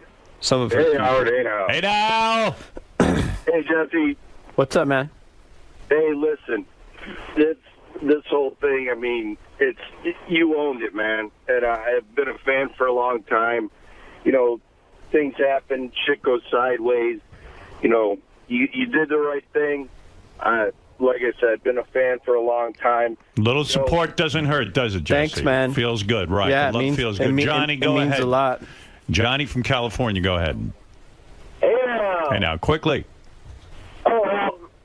Jesse, who's the best fuck you had? The first wife, the 𝗦𝗵cie, the Sandra Bullock, or... Who's the best fuck of your life, wife-wise? I'm not talking about girlfriends. Of the wives. Sandra, the first wife, or the porn wife, Janine Lindemiller? Who is the best sexually? I mean, go ahead. I think the media fucked me the best. Right in the ass. Yeah, no lube. Just bend right over. All right, real quick. Come on. Quick question from Joe. I'll try to punch through a couple of these, and then I'll let Jesse out of here. Go ahead, Joe. Hey, now. Hey, now. Hey, Jesse, baddest ass fucking bike builder I've ever seen, brother. But, thanks, man. Hey, I was driving down Anaheim Street a while back, and I saw your shop all closed up. What the hell happened? What's going on? Why is your shop closed up? I just closed it, man. I was done with it and decided to move my kids and myself to Texas. And is that where you're living now? Yeah. Was that because of the scandal? You said I got to get the fuck out. Yeah, I just over California. Like my buzzer went off, and I can shoot automatic weapons with silencers at home now. Right. That's what the fuck? Why was that? That's what I don't have to smog my car. I don't need building permits. It's right. Let's go to Nick. Nick, go ahead, quick. Thanks, Howard. Hey, Jesse, how many women have you been with at once, and how many different women in the same day? When you were at the mad tear, when you were going crazy, I mean, you were on a sexual feeding frenzy. I would think that's fair to say. How many women would you have in one day? Is the question. I don't know, dude. My life isn't as crazy as everybody perceives. But you'd have sex with a woman in the morning, then maybe in the evening have a different woman, right? When are you talking about? I'm talking about that period of time when you went berserk during your marriage. Before your marriage, any time of your life. Have you ever fucked a girl in the morning and then fucked a different one at night? Or two or three of them. Whatever you want to think, man. You've done that, haven't you? Come on. No, I would never do anything like that. All right, look, we'll leave it a mystery. Jesse, good luck with the book. Thanks, man. Thanks for having me. See you. Thanks, Robin. It's good to see you again. I never thought we would ever see you again. Do you still like me? I do like you. I like you. The problem is she was America's sweetheart. Everything was in public. Most of the time. Yeah, but you guys don't give two shits about that stuff. No, but the point is, most of the time when people have problems, it's not for public consumption. It's on a 4-block radius of drama. During the cheating, why no condom? That was one of the things that came out, and I meant to ask you that when I heard about it. Why no condom? That's playing with the devil. That's a myth. Oh, you did wear a condom. Yeah. Isn't it true no condom will fit you? Oh. Yeah, I have to use a trash bag. Do you use, honestly, and this is a question I have, do you use magnums at all? Do you ever use a magnum condom? You don't. You can use a regular Trojan, or I'm not endorsing any kind of condom brand. Have you ever used Magnum, which is for large men? I don't know. I use whatever you use. Do you use a condom? Yes or no? Yes or I'm no? not answering that. I bet you Sandra asked you that. Did Sandra ask you that? Answer that. Answer now. You don't even know a brand of condoms. That's how you don't wear a condom. What is it, Mike? I'm getting a headache from your car. Go ahead. Oh, sorry, Howard. Love the show. Hey, Jesse, important question, man. Did Sandra like anal? Yes. That is a good question. Anal with Sandra Bullock, yes or no? Howard's bummed he didn't ask that one. I'm a bad interviewer. Bad. How did you forget Damn. Did you spank her ass? Did you give her anal? Did she come on your face? What? I don't know. That'd be kind of weird. No, seriously, this was a lot of fun. I love talking about other people's misery. I'm happy, dude. I'm As happy. long as it's not you. Life is good, you man. feel good. Everything's cool. Yeah, everything's cool. But you went through a rough valley there. Yeah, I'm a strong motherfucker, though. I can take it. All right. Well, I'm glad you came through it. I want you to wear a condom when you're with these broads. There is no broads. There's only one now. He's engaged. And one forever. All right.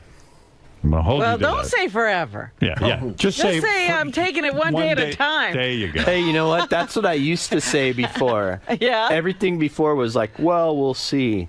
Not anymore, man. I'm devoting my life to committed, this huh? chick, and she's rad. And Who's more fun in bed, Sandra Bullock or Kat Von D? that one's an easy no-brainer. Kat Von D. Yes, sir. Look at you. 100%. 100%. She's a vixen, man. I What love is her. she doing in that bed? I bet you she's wild.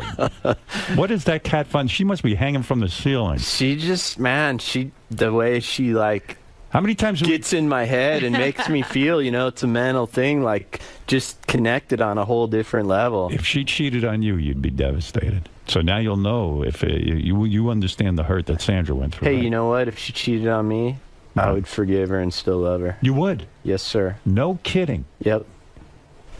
Was part of the problem that Sandra Bullock was incapable of an orgasm? Oh, my God. Answer that the next time you come in. All right, Jesse James' book, American Outlaw, in stores now, Robin. We wish you the best of luck. Did you read it? Of course not. I don't even have it. He's been quoting from the book all day. I just make that shit up. Of course I haven't read it. I don't even have a copy of it. Because, like, I just did an interview with some major network lady and she didn't read it, and I busted her on it. Didn't read her? I've read 3 books in my whole life. What the fuck? If you wrote a book, I'd read Readings it. for pussies. I'm a Navy SEAL. And God bless America. How about going in there and getting that Osama bin Laden, huh? That was awesome. That was SEALs cool. rule. Did you read that whole thing? I want to know the dude that plugged him. Me too, but you'll never know him. He's on Team 6. You know what? You know what Team 6 is? It's too valuable now. We'll know who that guy is. You know what Team 6 is, One right? of these days, but a long time from now. I bet you sooner rather than later. Really? Because I'd be out in Times Square right now with my AR-15 going, yeah, I'm the man. If you had killed... That's why we can't use you on these missions. If you had killed Osama bin Laden... Bam, bam, bam, bam. Listen to me. If you had killed Osama bin Laden, everyone would have forgiven you. Yeah, no shit. Yeah, you should have been on that. That's right. It erased everything. All right, Jesse James, great having you in here. Thanks for coming to see us, and best of luck with the book. And everybody Thanks, go out man. and say hi to Jesse. That's great. Good job. Thanks, man. Good seeing you again. It was good. Oh, so you did Pierce's show, huh? Yeah, he was cool. He was like afraid of me. He thought I was gonna beat him up. the shit out of him. And so I was like, oh, watch, he'll be nice as pie now. And he was. He actually did a good job.